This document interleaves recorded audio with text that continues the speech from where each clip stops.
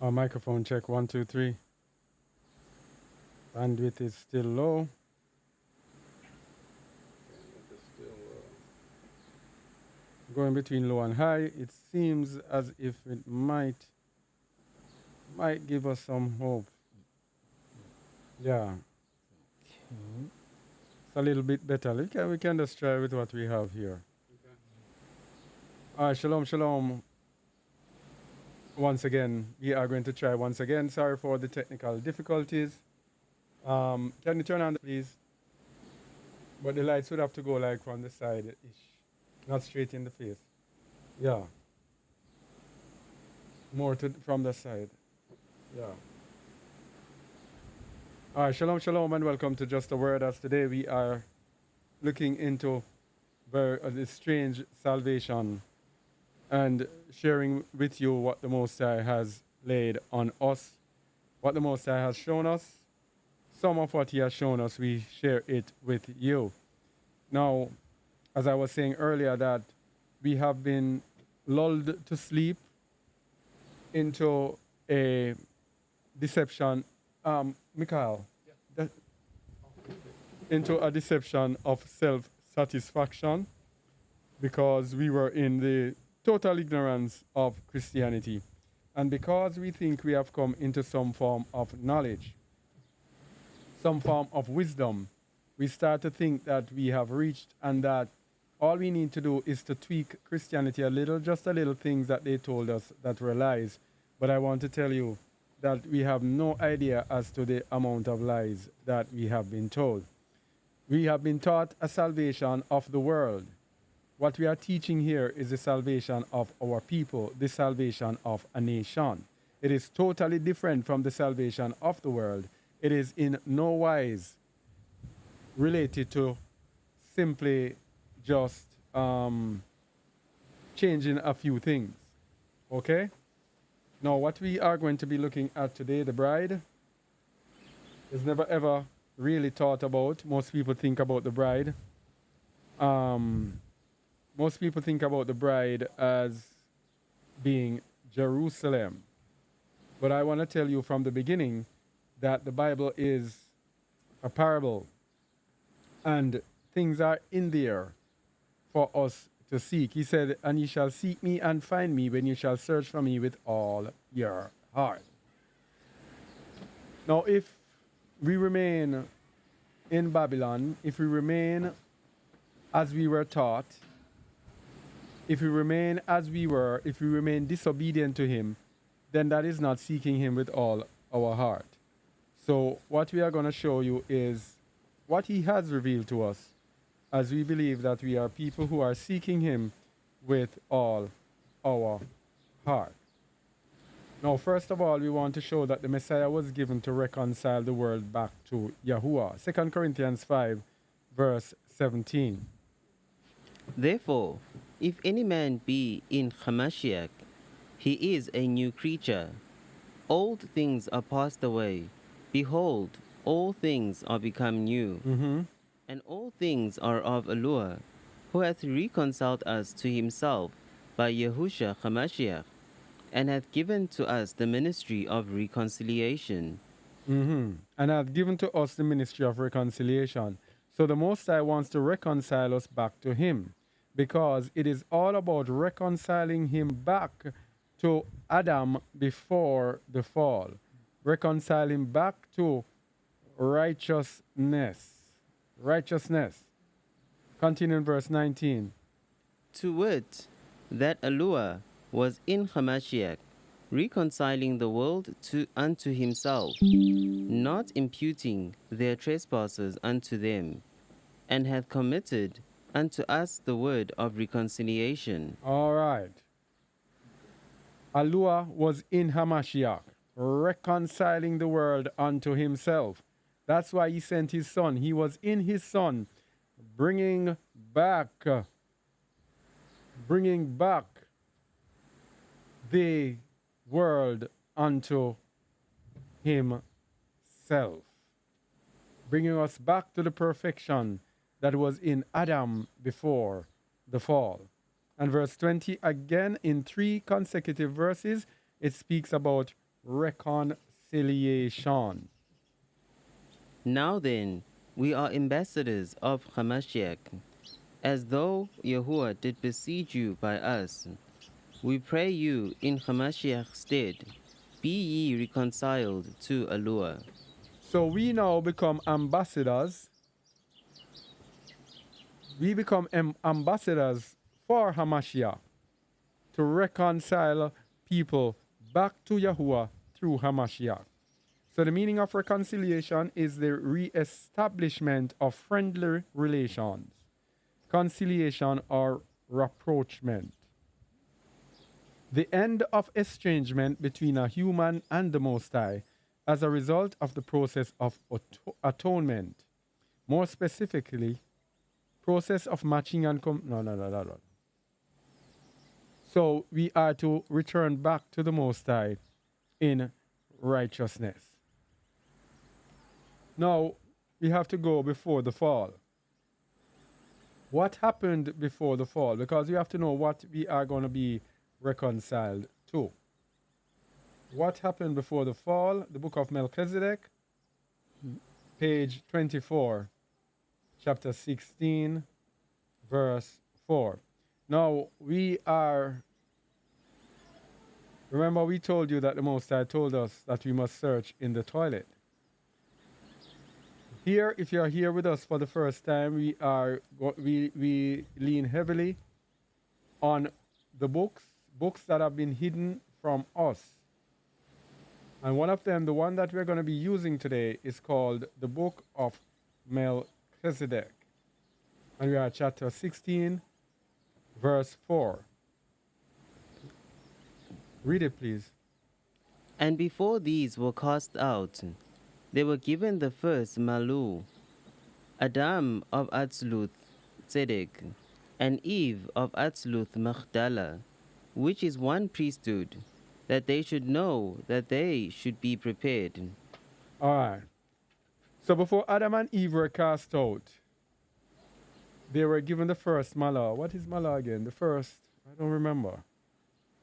Adam of Atzluth Tzedek and Eve of Atzluth Magdala, which is one priesthood. So this is a priest and a priestess. Atzluth is a realm of pure divinity, the highest of four worlds in which exists the tree of life according to the Kabbalah. Now, as we said, the Most High told us to search where? In the toilet.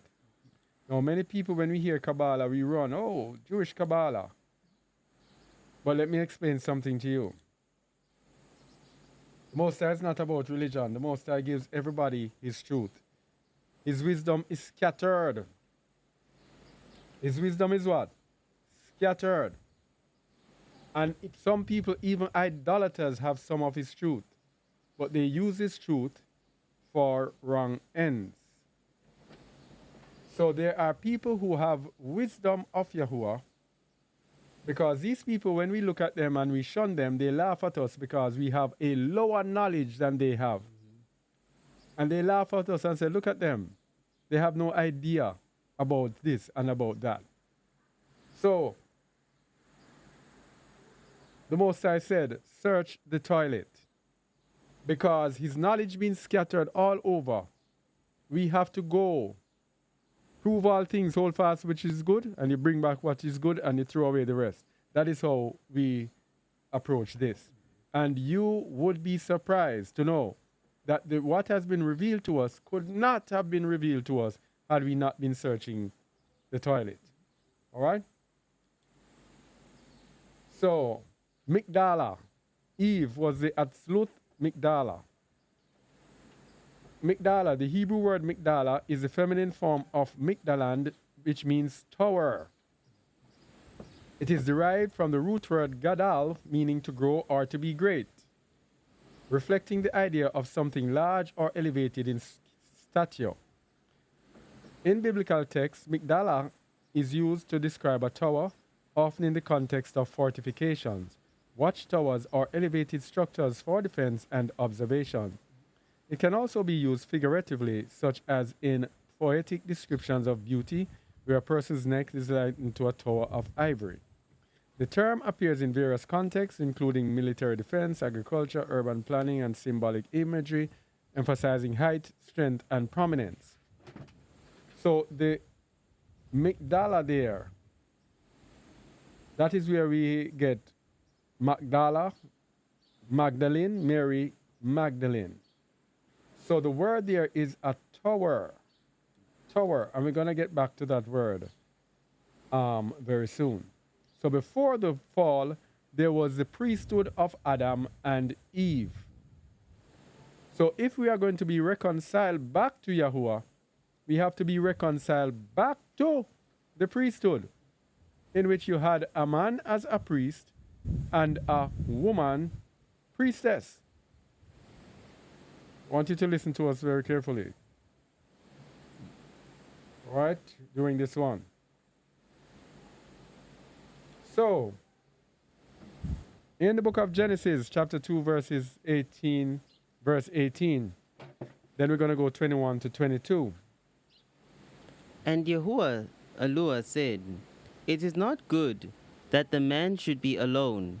I will make him an help meet for him. All right. Helpmeet. So the man being the priest, the helpmeet is the priestess. Priestess. Because we want to look at the need for a priest and a priestess. Whenever the Most High gives a Torah, whenever he gives instructions, there has to be a priest to carry out the instruction. There has to be a priesthood, rather, to carry out the instructions led by the priest who is the man. And the helpmeet, the woman, will assist the man. So the helpmeet was given unto Adam. Verses 21 and 22. And Yahuwah Elohim caused a deep sleep to fall upon Adam, and he slept. And he took one of his ribs, and closed up the flesh instead thereof. And the rib which Yahuwah Elohim had taken from the man, made he a woman, and brought her unto the man. 23. And Adam said, This is now bone of my bones, and flesh of my flesh. She shall be called woman, because she was taken out of man. Verse 24 now. Therefore shall a man leave his father and his mother, and shall cleave unto his wife, and they shall be one flesh. And they shall be one flesh. So if we have the man as the priest, and the woman has been given to him for a helpmeet, and they become one flesh, what does that mean? It means the entire priesthood is made up of the priest and the priestess together as one. One flesh. Okay? All right. But the problem with Adam and Eve is that they did not keep themselves pure. So because they did not keep themselves pure, they lost the priesthood. The book of Melchizedek, chapter 16, verse 3. Because they did not keep themselves pure, they lost the priesthood. Go ahead.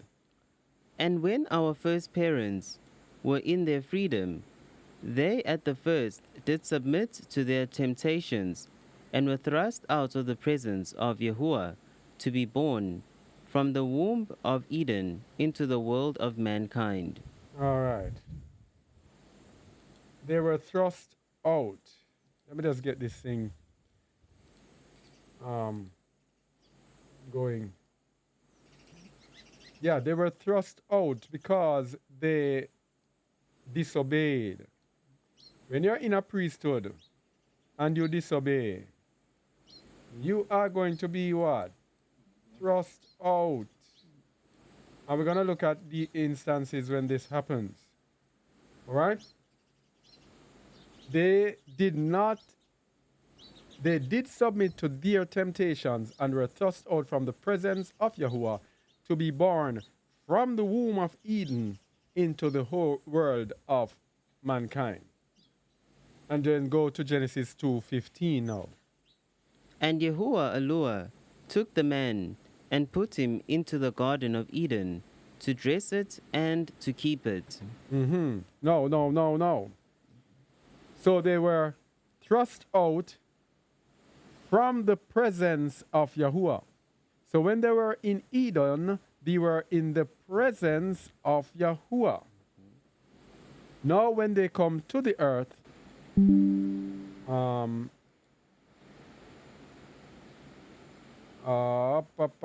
this thing here is, let me get it on. Well, everything today is a little off today because we're using this new computer. I didn't realize that this new laptop here. Didn't realize that other things, there are so many other things that need changing. All right, let me see what we get here. All right, that is a little bit too much. All right. All right. So, where did we say we were going again? Deuteronomy 18. Deuteronomy 18, verses 1 to 8.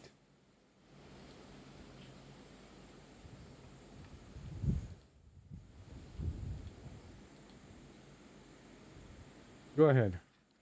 The priests, the Levites, and all the tribe of Levi shall have no part nor inheritance with Yasharal. They shall eat the offerings of Yahuwah made by fire, and his inheritance. And that's what we're talking about. His priests, he takes care of his priests, and they eat freely. Verse 2. Therefore shall they have no inheritance among their brethren. Yahuwah is their inheritance, as he hath said unto them. So whatever the people give to Yahuwah, it is to his priests. Whatever the people are to give to Yahuwah, it is to his priests. So the priests will have no inheritance. Yahuwah is their inheritance. Verse 3. And this shall be the priest's due from the people, from them that offer a sacrifice, whether it be of ox or sheep. And they shall give unto the priest the shoulder, and the 2 cheeks, and the maw. The first fruits also of thy corn, of thy wine, and of thine oil, and the first of the fleece of thy sheep shalt thou give him. For Yahuwah thy Elohah hath chosen him out of all thy tribes, to stand to minister in the name of Yahuwah, him and his sons forever. And if a Levite come, he sojourneth, and come with all the desire of his mind, unto the place which Yahuwah shall choose, then shall he minister in the name of Yahuwah his Elohah, as all his brethren the Levites do, which stand there before Yahuwah. They shall have like portions to eat, beside the which cometh of the sale of his patrimony. All right. But when the priesthood transgresses, the same thing that happened to Adam and Eve being cast out of the garden, when the priesthood transgresses, the same things happen to our fathers in Yasharal, cast out from the presence of Yahuwah. What we're trying to show you is Adam and Eve had a priesthood. It might not look like a priesthood to us. There was a priesthood. Lamentations 2, verse 4. Cast out from the presence of Yahuwah. Hold on, please. Go ahead. He hath bent his bow like an enemy. He stood with his right hand as an adversary, and slew all that were pleasant to the eye, in the tabernacle of the daughter of Zion. He poured out his fury. No, like fire. that's it. That's one verse, I think. Let me see if that's one verse. I don't think it should be one verse if it is Lamentations 2. Let me look at the right verse. I don't think that is the right verse.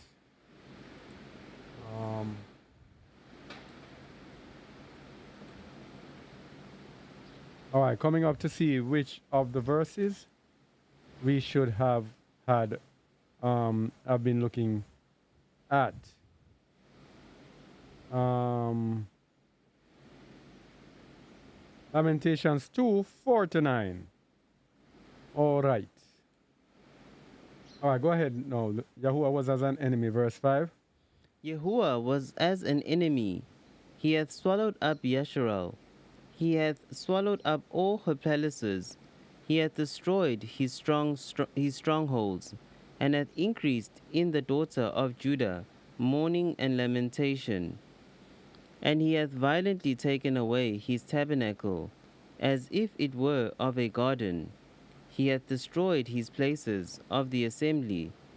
Yahuwah hath caused the solemn feasts and the Shabbats to be forgotten in Zion, and hath despised in the indignation of his anger The king and the priest.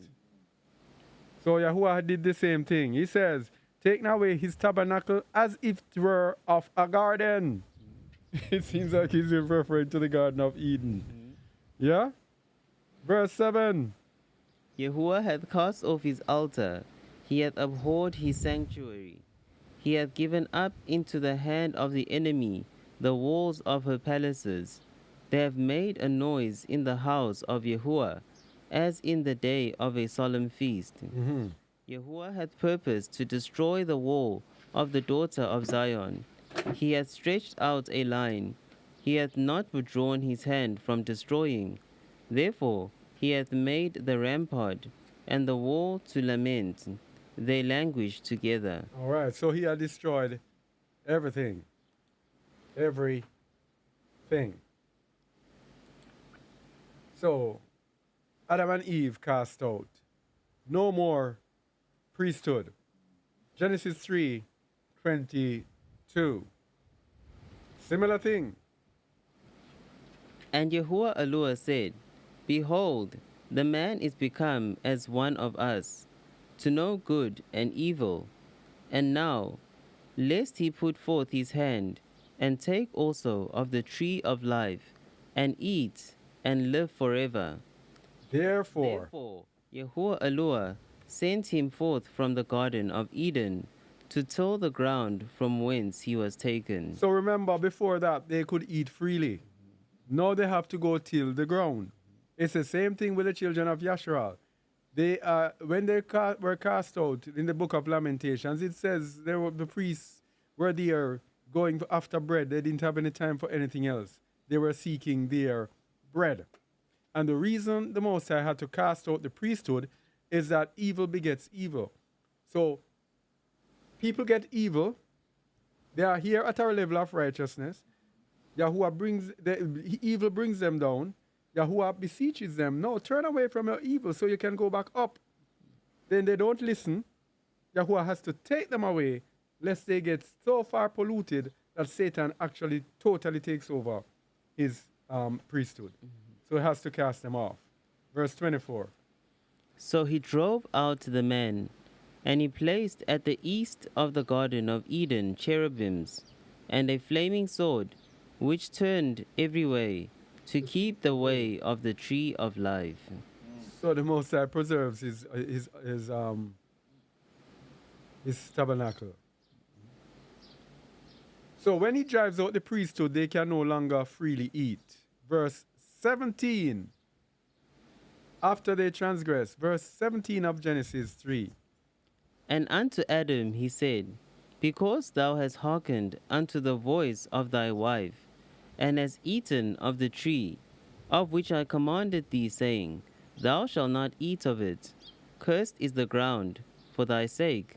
In sorrow shalt thou eat of it all the days of thy life. Thorns also and thistles shall it bring forth to thee, and thou shalt eat the herb of the field. In the sweat of thy face shalt thou eat bread, till thou return unto the ground, for out of it wast thou taken. For dust thou art, and unto dust shalt thou return. So this is how the Most High does his thing. If you are in the priesthood and you're in the order, you can eat freely, if you are doing his will. If not, woe be unto you. You will have to fight and struggle for bread. Mm. And notice what the judgment is. Thorns also and thistles. So the ground will no longer produce good for you. So there is even the curse even goes back to the ground. So the priesthood comes with the Torah first. You're gonna go to the book of Melchizedek. The priesthood comes with the Torah first. Book of Melchizedek, what did I say that was? Chapter 10, verses 1 to 14. How does this thing go? Oh, yeah. Chapter 10. Where's this chapter? Oh, chapter 6. This is chapter 6. Chapter 10 is page 14. It's page 14? Yes, chapter 10. There it is. You passed it. Yeah. All right, so verse 1 to 14. From before the time when this earth was created, all of the spirits yet to be born stood before Kadem, Kadam, Kadom, and Elohim. And there, if we could see them, we would see that everything did appear even as it does now upon this earth, that they are reflection of the same. They are reflection of the same. So the spirits, the Ruachot, who are yet to be born, stood before Kadem, Kadam, Kadmon, and Elohim, stood before the Most High, as they were on the earth. So this, we have been telling you that the Ruachot were there before they came on the earth, in the spiritual realms. Continue. And when the spirits came here to dwell in the flesh, they did take upon themselves their own forms, albeit in corruption, for this world is corruption. Job 9:24, the earth is given into the hand of the wicked. This world is corruption. So when they came here to dwell in flesh, everyone had their own form. Continue. The Torah of Yahuwah is given unto each generation, beginning with Adam and Eve, even while they were in the Garden of Eden. So the Torah of each generation, the book of Melchizedek tells us about the Torah for each generation. It tells us how the Torah was given to Adam and Eve. It was then given to Hanok or Enoch. It was then given to Noah. It was then given to Shem. It was given to Shem. Melchizedek is Shem. Yes. It was given to Abraham. It was given to Moses. And then it was given to Yahusha HaMashiach. Different Torah for different times. The righteousness that was in those days is different from the righteousness that is in our days. Totally different. Each generation gets a different level of Torah. Understand that. Continue. And so it was that Yahuwah sent the angel of Yahuwah and Raphael, the angel of healing and of secrets, to recite the Torah unto Adam and Eve. And when the people first heard him, they fell down in fear of the word of Yahuwah.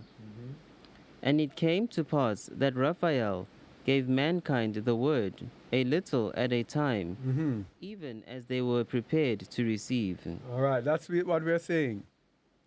That each generation is given the Torah, different Torah, even as they are prepared to receive. Our Torah that we're given is much, much more demanding than those of those times.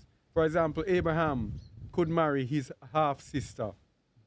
If we do that today, that is abominable. Okay? All right, continue. And it is passed down by the wise unto all generations. And when lost, it is revealed anew, that the people of Elohim might speak the words. When lost, it is revealed anew. That's what is happening to us today.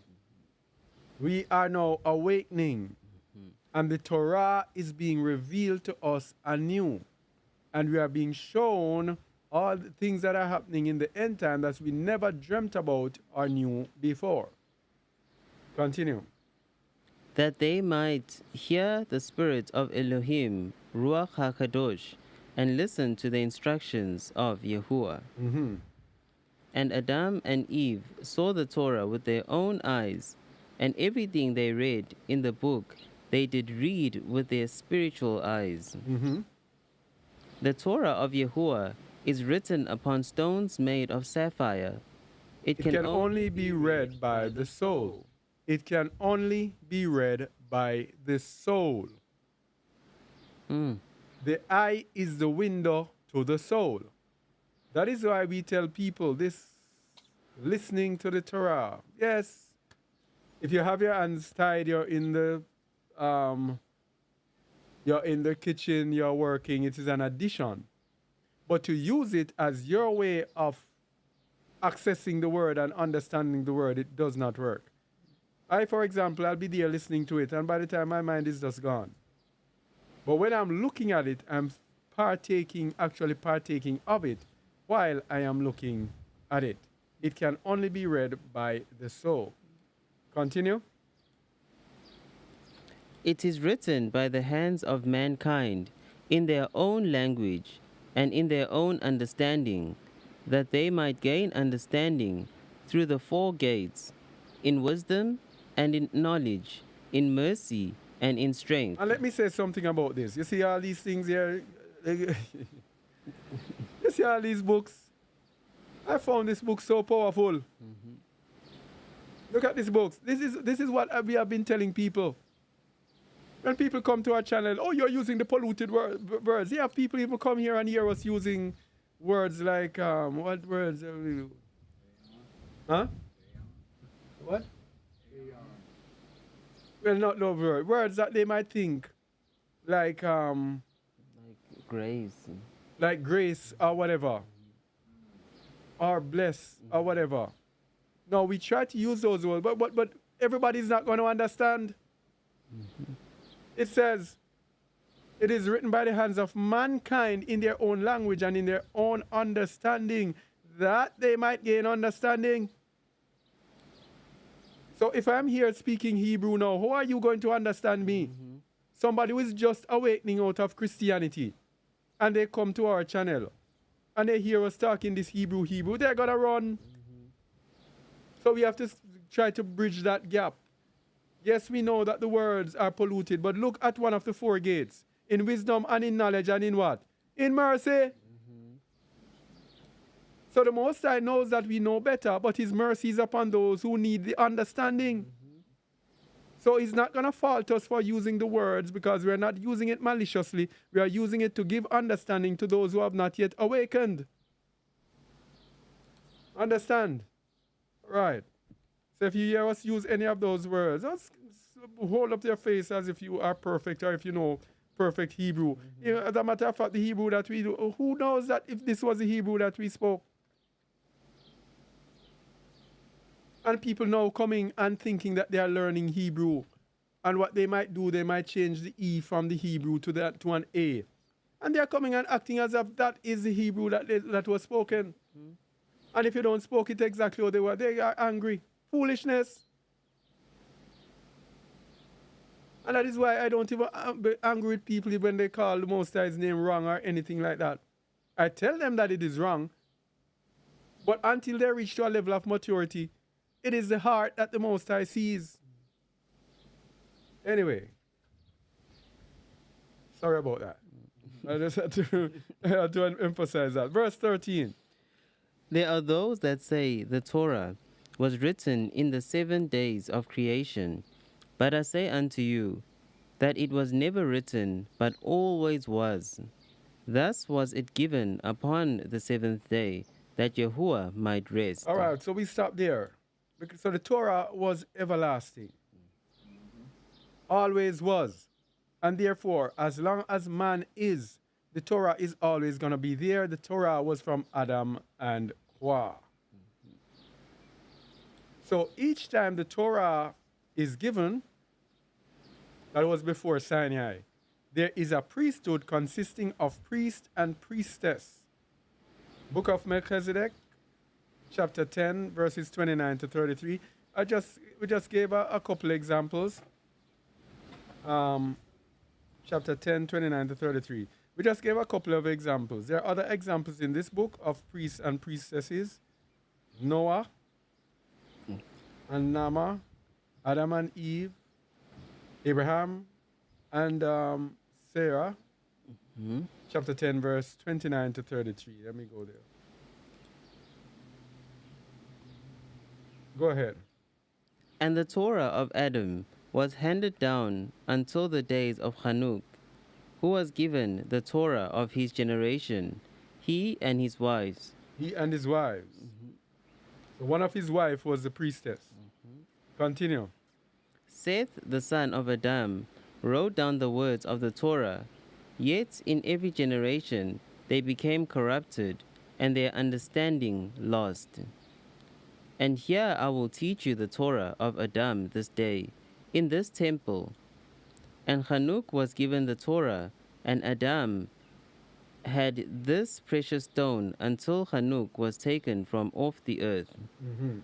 And when the waters of the flood subsided, the Torah was given unto Noah, that mankind would be one, but mankind was divided. All right, so that is the Torah given to different people.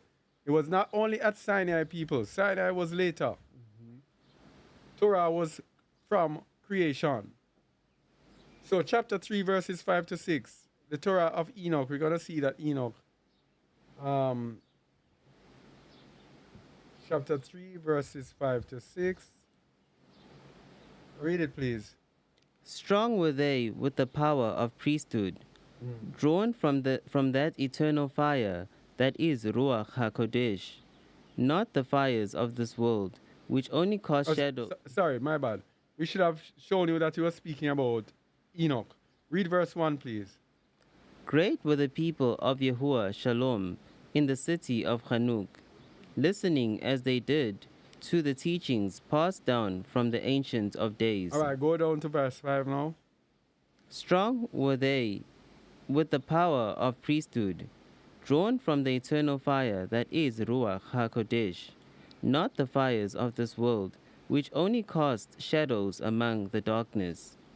And of all these, greatest among the children of mankind was their high priest Hanuk, and one of his wives, the high priestess. One of his wives, the high priestess.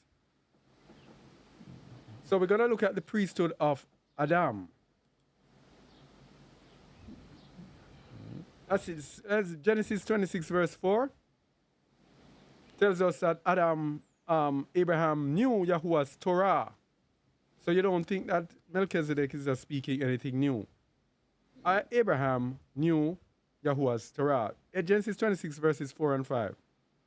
I will make thy seed to multiply as the stars of heaven, and I will give unto thy seed all these countries, and in thy seed shall all the nations of the earth be blessed, because that Abraham obeyed my voice and kept my charge, My commandments, my statutes, and my laws. and my Torah. So Abraham had charge over the Torah. So go to Book of Melchizedek, page 25, chapter 16, verse 54. Chapter 16, verse 54 on page 25.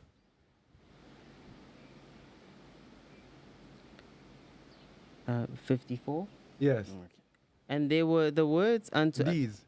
And these were the words unto Adam and Eve on the garments of the priesthood.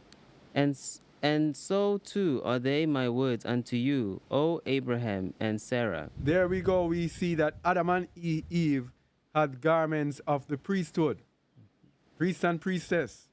And so too are they unto you, O Abraham and Sarah. Chapter 17, verse 1 now. And now, And now I, Melchizedek, shall impart unto you wisdom, that thou wilt understand the first Melau. Abraham of Atzlu Tzedek, and Sarah of Atzluth Mechdala, which is one priesthood, after the order of the Son of Man. Hold on there. Abraham, Atzluk Sidek, and Sarah of Atzluk Migdala. Remember, we showed Adam and Eve with the same thing. And it says, which is one priesthood. This is the two becoming one. The priest and the priestess. The priest in charge and the priest as his helpmeet to assist him. The problem is, women want to be in charge. That's the problem. When the male ruach comes upon the woman and they want to be in charge, you are there to assist. You have to know your place. Verse 2. Read verse 2 again. Abraham of Atzlut. Abraham of Atzlut Zedek, and Sarah of Atzlut Migdala, which is one priesthood, after the order of the Son of Man.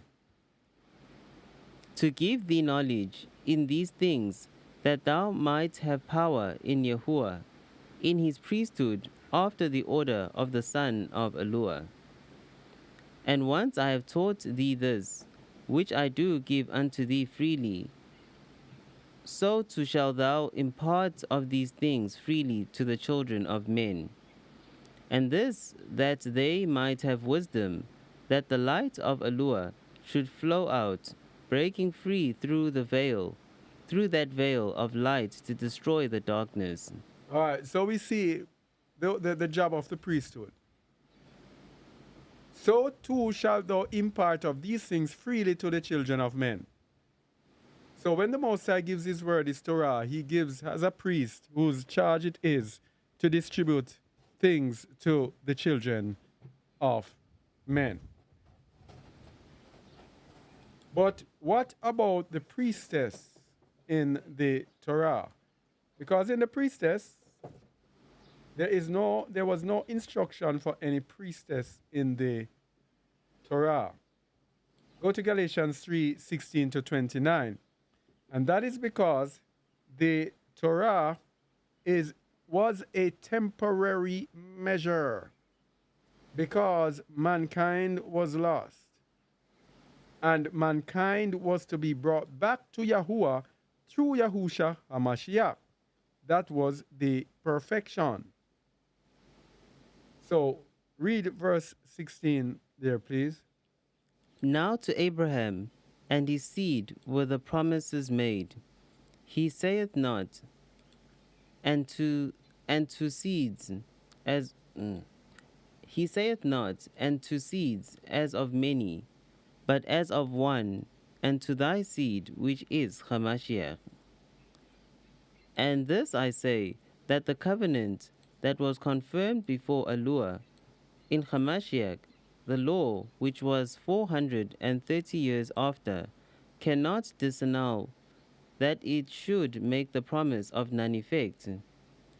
For if the inheritance be of the law, it is no more of promise, but Elua gave it to Abraham by promise.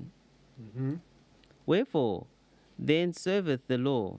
It was added because of transgressions, till the seed should come to whom the promise was made. Stop there. Wherefore serveth the law?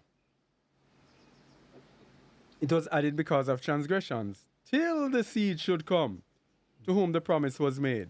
So the law was a temporary measure until Hamashiach. Continue. And it was ordained by angels in the hand of a mediator. Now a mediator is not a mediator of one, but Elua is one. Is the law then against the promises of Elua? Elua forbid. For if there had been a law given which could have given life, verily righteousness should have been by the law. But the scripture hath concluded all under sin, that the promise by faith of Yahusha HaMashiach might be given to them that believe. All right. So the scripture concluded all under sin. That's what the Torah was for. Until Hamashiach until Hamashiach came. Continue. But before, verse 23. But before faith came, we were kept under the law, shut up unto the faith which should afterwards be revealed. Mm-hmm. Wherefore the law was our schoolmaster to bring us unto Hamashiach, that we might be justified by faith. That's why we tell people Hamashiach is the higher Torah. Yeah? The Torah was just preparing us for Hamashiach to show us that we need to be justified by Emunah, that we cannot be justified by the works that we do. Yes, it was good in its time, but it was not the ultimate. It is in the ultimate, at the ultimate time, that the bride is going to be revealed. Verse 25. But after that faith is come, We are we are no longer under a schoolmaster. So we are no longer under a schoolmaster. We are no longer a slave to the Torah, which is why Shaul spoke about the liberty that is in Hamashiach, the freedom that is in Hamashiach. Verse 26. For ye are all the children of Elua, by faith in Hamashiach Yahusha. For as many of you as have been baptized into Hamashiach have put on Hamashiach. There is neither Jew nor Greek, there is neither bond nor free, there is neither male nor female, for ye are all one in Hamashiach Yahusha. And listen to this now. And if ye be Hamashiachs, then are ye Abraham's seed, and heirs according to the promise. I want you to look at this. Remember, we said the priesthood came from Adam and Eve. It went to Hanuk. It went to Shem.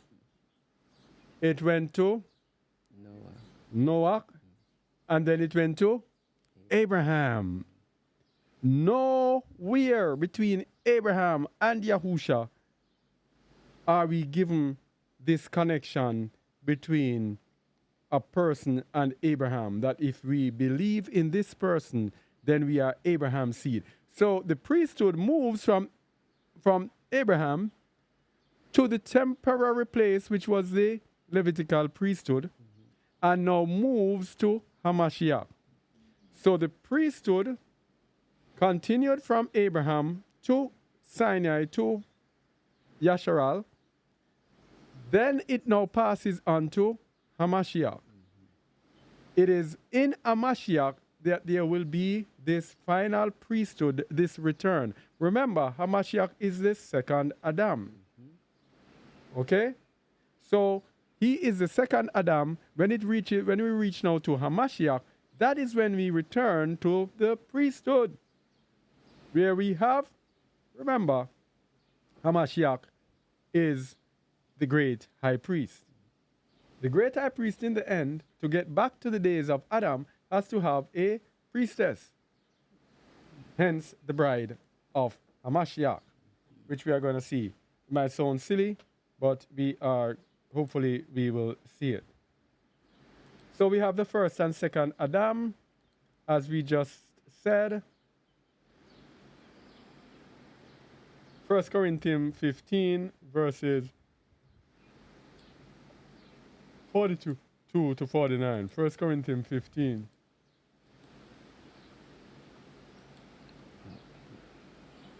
Go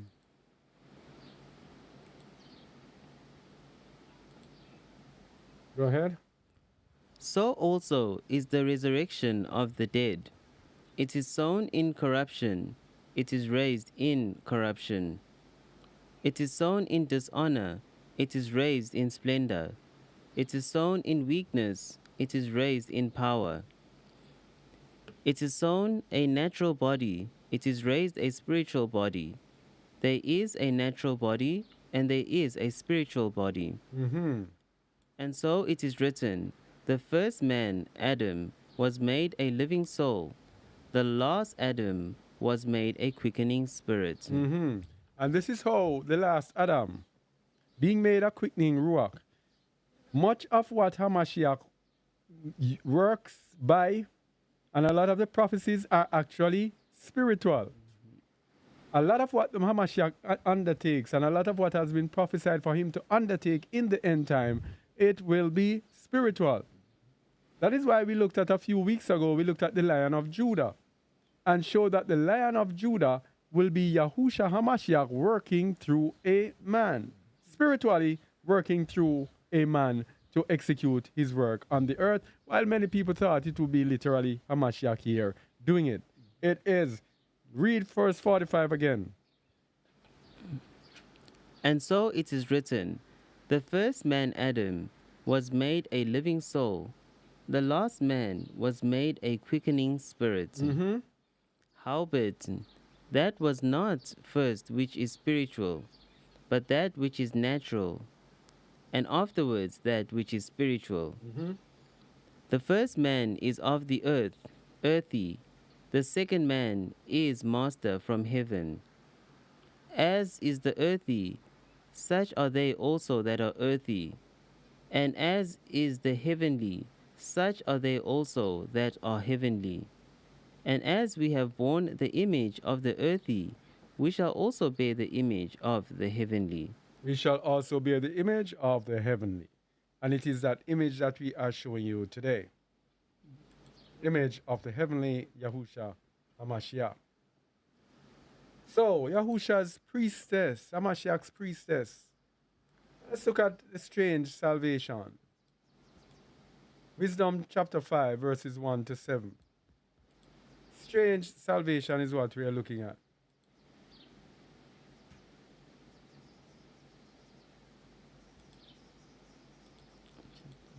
Wisdom chapter 5, verses 1 to 7.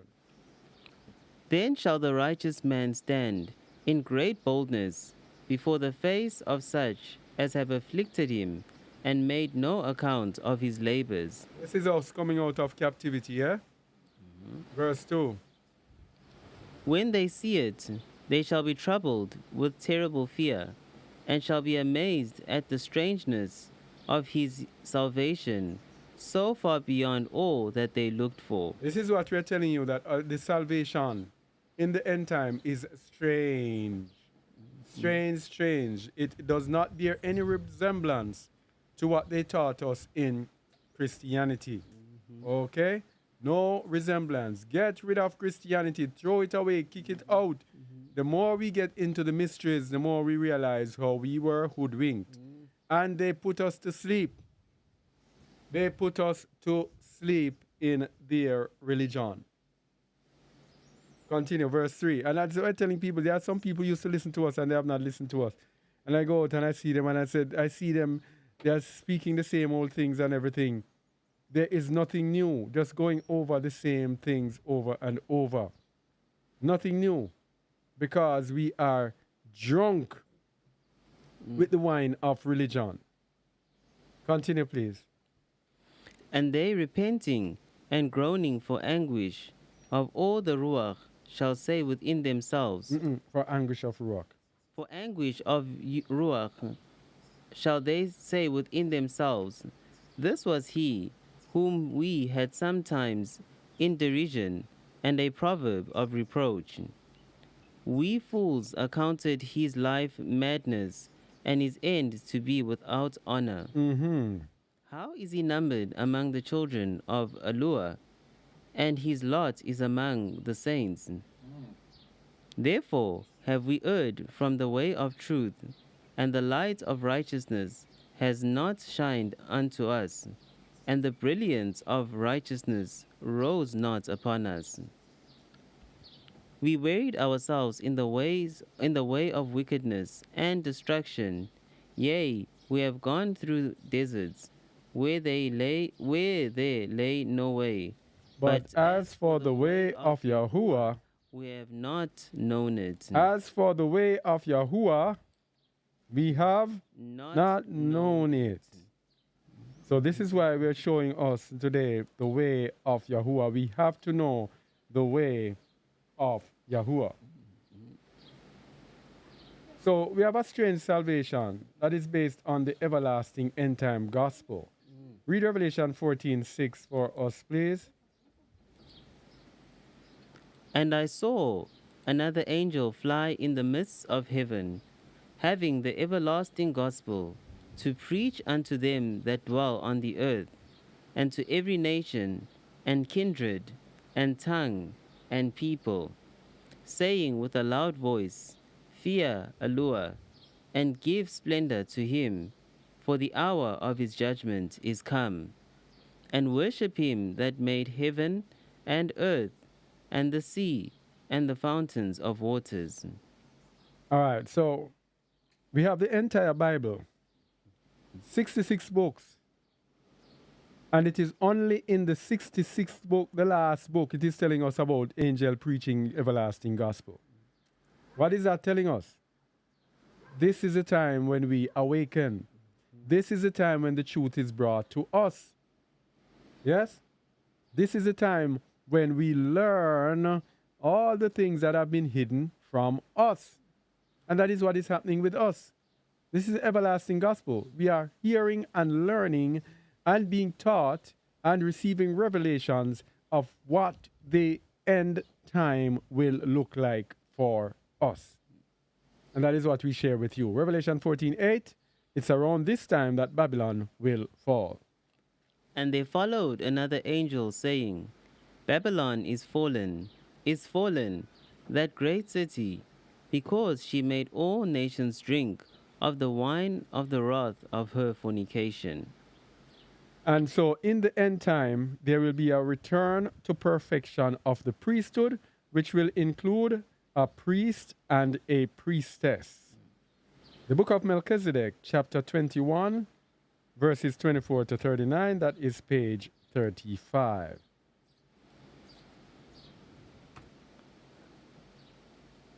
Verses, what did I say?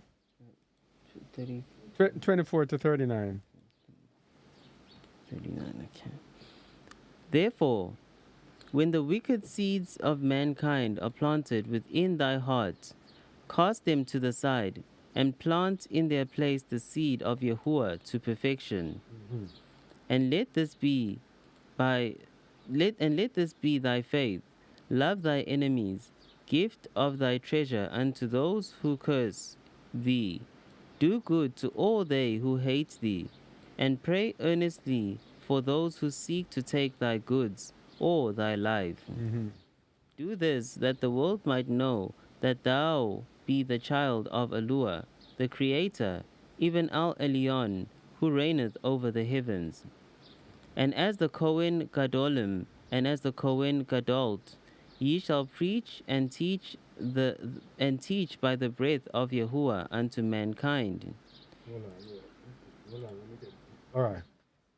Where are you? The end of 27. All right. You go back to 26. Do this, that the world might know that thou be the child of Yahuwah, the Creator, even Al Elyon, who reigneth over the heavens. And as the Kohen Gadolim and the Kohen Gadolot, ye shall preach and teach by the breath of Yahuwah unto mankind. All right. So this Kohen Gadolim, great high priest, and the Kohen Gadolot, the great high priestess, ye shall preach and teach by the breath of Yahuwah unto mankind. Continue. Yea, and know this, that perfection hath two paths, justice to the left and mercy to the right. Even as the man doth give, the woman shall receive that which he doth offer in righteousness, and in this shalt thou live in balance. You understand what he's saying? The man, the priest, is in charge. The woman shall receive because the woman is the helper. So the man will instruct the woman on what to do to help him to do what he wants to do. Yeah? And the woman shall receive that which he doth offer in righteousness, and in this shall thou live in balance. This is when the two become one. This is when women stop to argue with men over stuff to do with the word. Okay? Verse 30. Yahuwah doth see Adam as they are, with hands raised towards the skies, yet the voice seeks to live in the heart. When Adam doth receive the voice, as a seed to pierce the heart, Adam is that temple of the breath, Ruach HaKadosh. For even as Adam doth seek that Elohim that did give him life, so too doth Yahuwah seek Adam, for mankind is his creation. Mm-hmm. Every woman, Eve, shall be given the 10 trials. After that, Nephesh is born within, and the new name is written upon earth and in the heavens. Mm-hmm. Hear with thine ears when the angel of Yahuwah doth speak, saying, the splendor of the world is as great as its depth, east, west, north, south.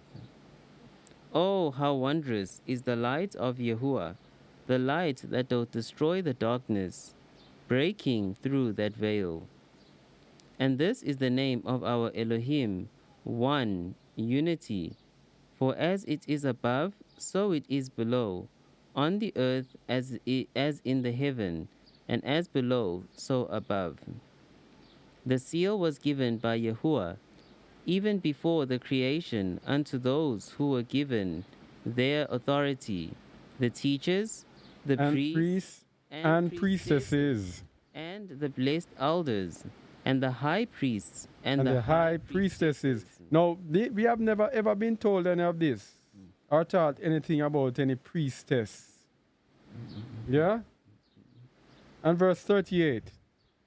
And through constant change in degrees, mankind is renewed by Yahuwah in Shavuot to returns to that highest of the heavens. To that highest of the heavens. See? Through constant changes in degrees. So over time, things and times changed. But we are to return to the order of the heavens, the priest and the priestess. Verse 39. The opening is here upon the earth. Pass through the gates to know the mystery of being, and return to Elohim that sent thee forth. To return to Elohim, we have to go back to Adam and Eve.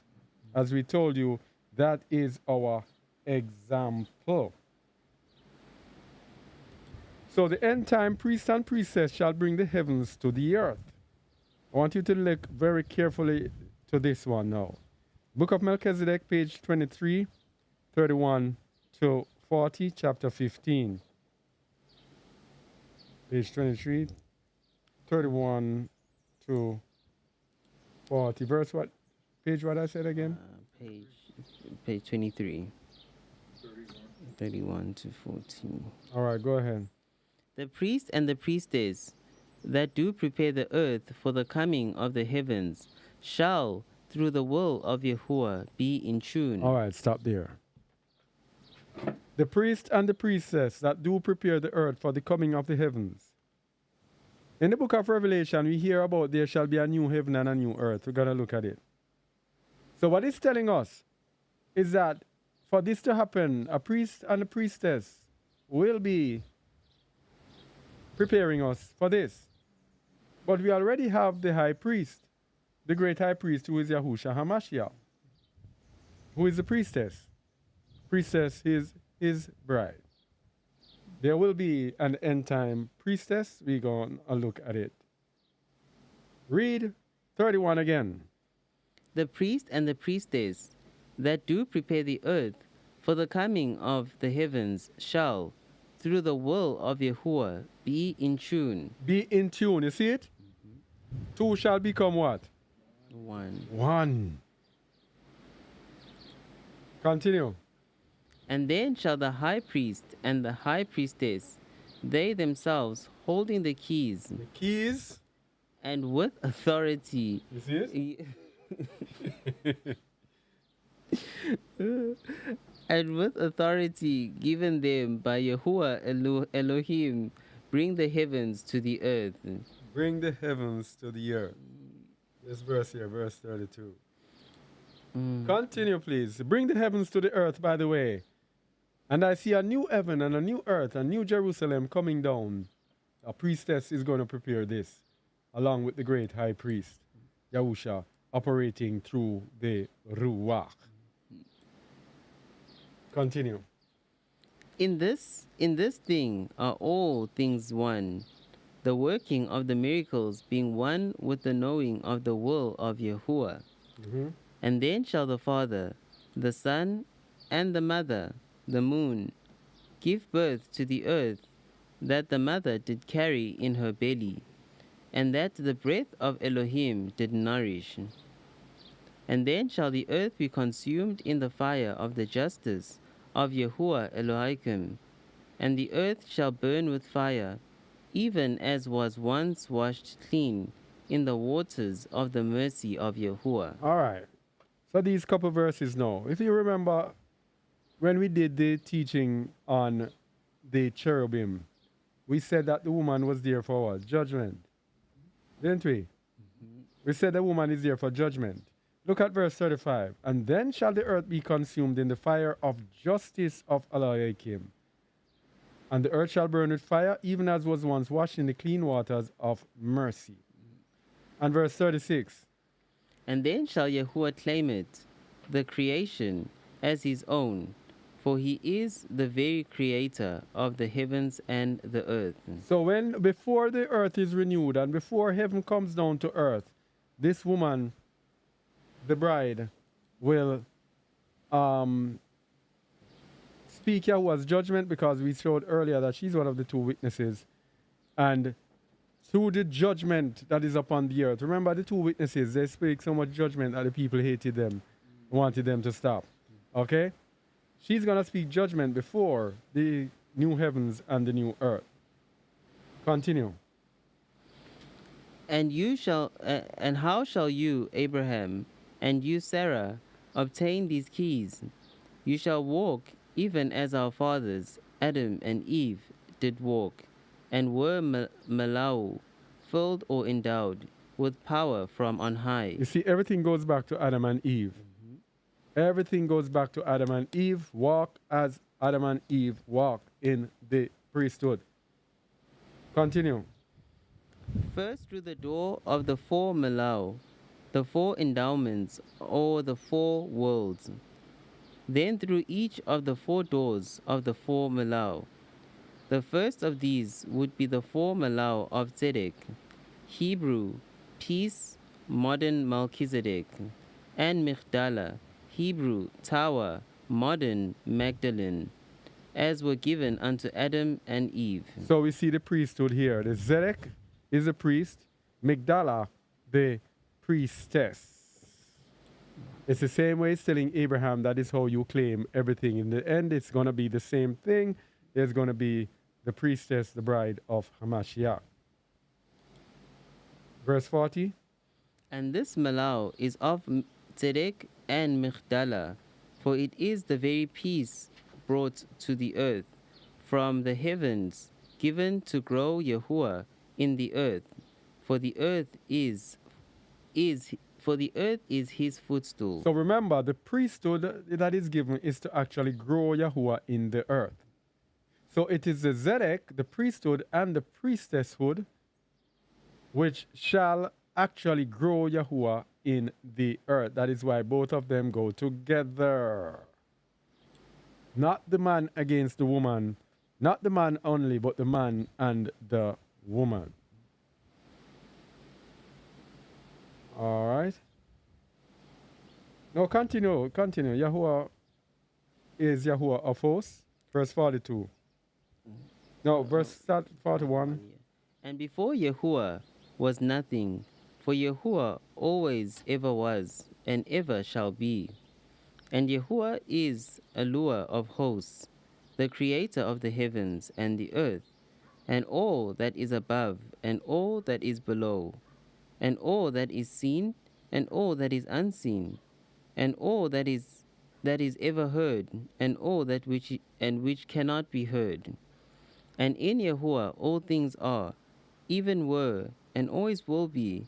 For Yahuwah is truth, and Yahuwah is light, and Yahuwah is unity, and Yahuwah is all. Yahuwah is what? Unity. So he does not bring the man and the woman on the earth. There cannot be perfection on the earth unless the man and woman comes back in unity. Not only in a marriage, but with a priesthood. So man and woman bringing people to Yahuwah together. Together. Right. So what we have to bear in mind though, we must remember that the word is given in parables. Go to Ezekiel 20 verse 47.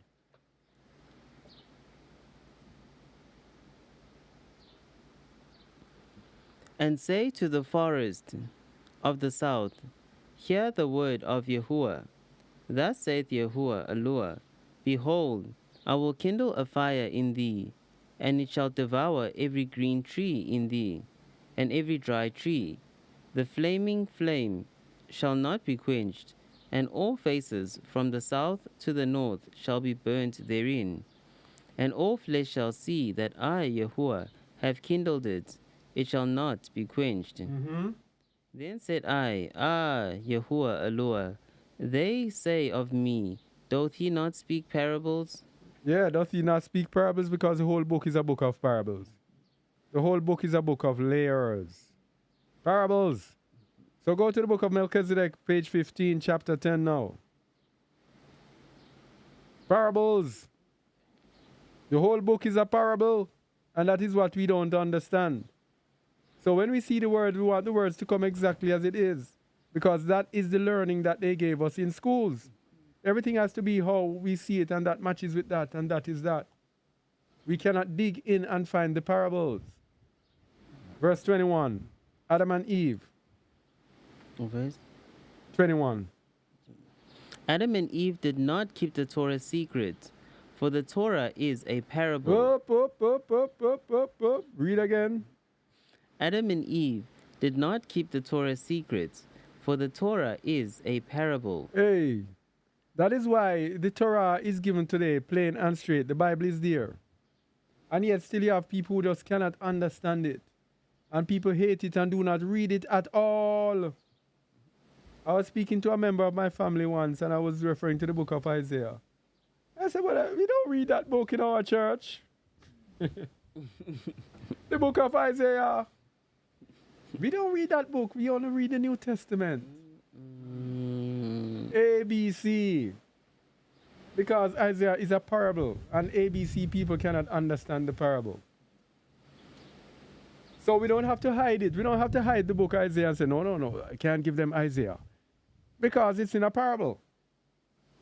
So they will read it and not understand it, and that is the design of the Most High.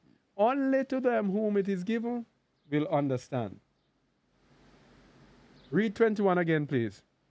Adam and Eve did not keep the Torah secret, for the Torah is a parable. It is itself a secret, a mystery understood only by the soul awakened, by the very breath of Elohim. So it's only the Most High who can give us the understanding of the Torah. So we do not have to hide it. What I'm saying to you is that the Torah is a parable. It is written in parables, and therefore the truth is hidden in there. Hidden in there. Only to be revealed to those to whom it is to be revealed. Okay? So there are teachings that you do, and we have a whole lot of precepts to back it because it's obvious. But there are some which are hidden. That is why we're giving you today, coming down from the priesthood to let you see the bride in it. But the bride is hidden in parables so many times in the scriptures. All right, continue. By the Torah were Adam and Eve given the signs and tokens, and they were taught to use them by Raphael. Yet the angel was not the Torah. So the thing is that the funny thing about it that we have to be taught the Torah, because the Most High will give us teachers. Then I shall see thy teachers, who he will reveal his secrets to, and then these people will reveal it to you. All right? And this is also backed in Matthew 13:10 to 11, almost every week now. This is our weekly recitation. Matthew 13:10 to 11.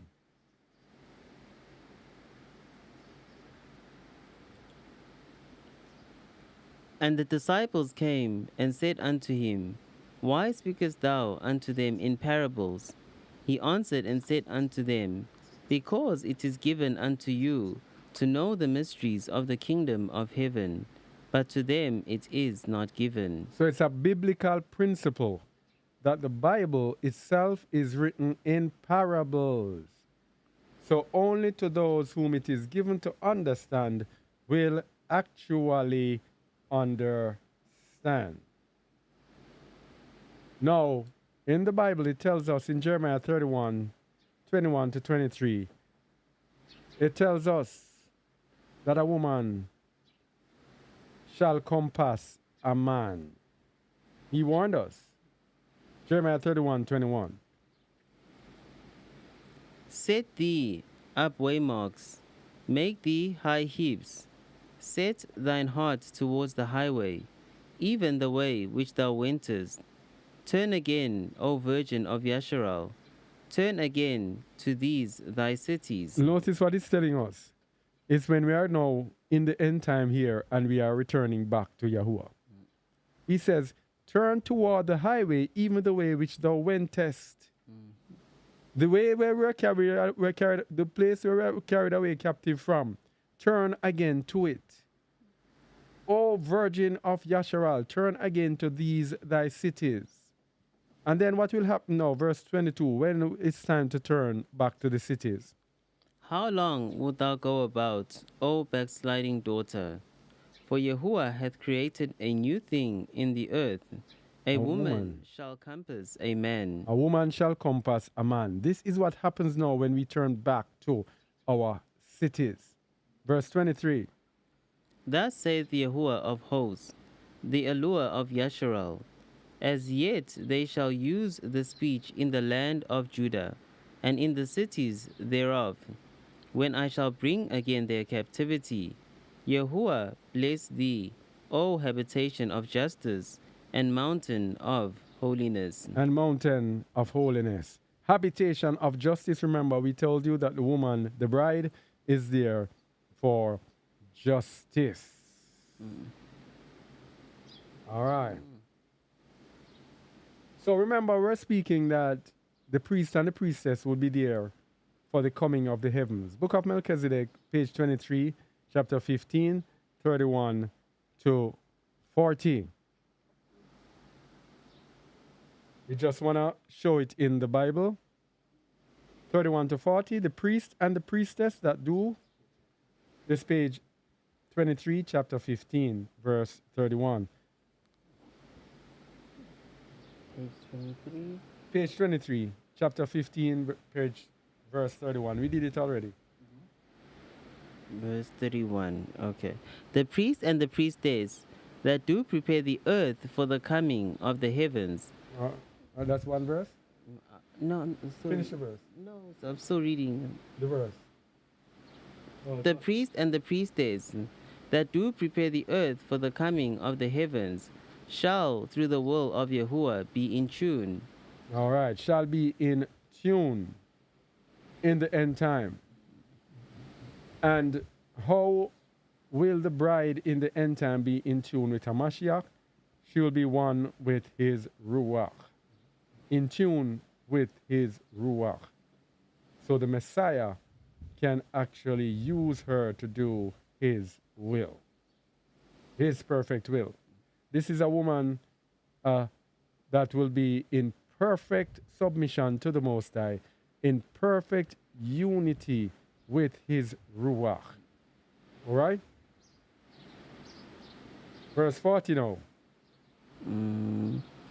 And this Malau is of Tzedek and Michdala, for it is the very peace brought to the earth from the heavens, given to grow Yahuwah in the earth, for the earth is his footstool. So we go to Revelation 21, verses 1 to 2, to see what it's talking about, to show that in the end time it is written and it is hidden there of what will happen with the bride in and the priestesshood in the end time. Verses 1 to 2, Revelation 21. And I saw a new heaven and a new earth, for the first heaven and the first earth were passed away, and there was no more sea.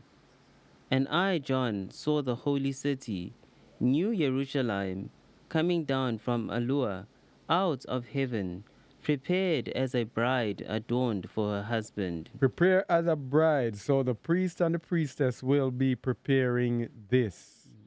Okay? Go to verse 9. And there came unto me one of the seven angels, which had the seven vials, full of the seven last plagues, and talked with me, saying, Come hither, I will show thee the bride, the Lamb's wife. Continue. And he carried me away in the spirit to a great and high mountain, and showed me the great city, the holy Jerusalem, descending out of heaven from Allur, having the splendor of Allur, and her light was like unto a I stone. think, Oh. yeah, finish there. All right, so we see the bride, the wife of Hamashiach. Remember, we said everything is in parables. Okay? The wife of Hamashiach is there. And people say it's blasphemy to think that the Messiah, coming Messiah, will have a wife. But it is written as Jerusalem. Remember, we showed you earlier. We told you that everything we see written in the scriptures is being personified at this time. I don't even know how to say it.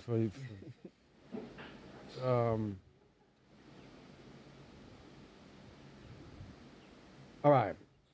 We are spiritual beings that have been sent down to earth at this time to overcome evil, because Yahuwah is going to bring the world, reconciling the world to himself through Yahushua HaMashiach. In doing so, everything that appeared to be non-human related is going to be brought down to humans. When it refers to Jerusalem or to Yasharal, Yasharal is going to be embodied in one person, a woman. That woman is going to be the embodiment of the nation. That woman is going to reflect what the nation is, what it entails. So when it says the bride is Jerusalem, that woman will embody Jerusalem. That woman will embody the very essence of who the people are. And everything to do with Jerusalem is going to be personified in our end time struggles, our end time tribulations and trials and tests. So when you see New Jerusalem coming down, there is a bride, as we will show you.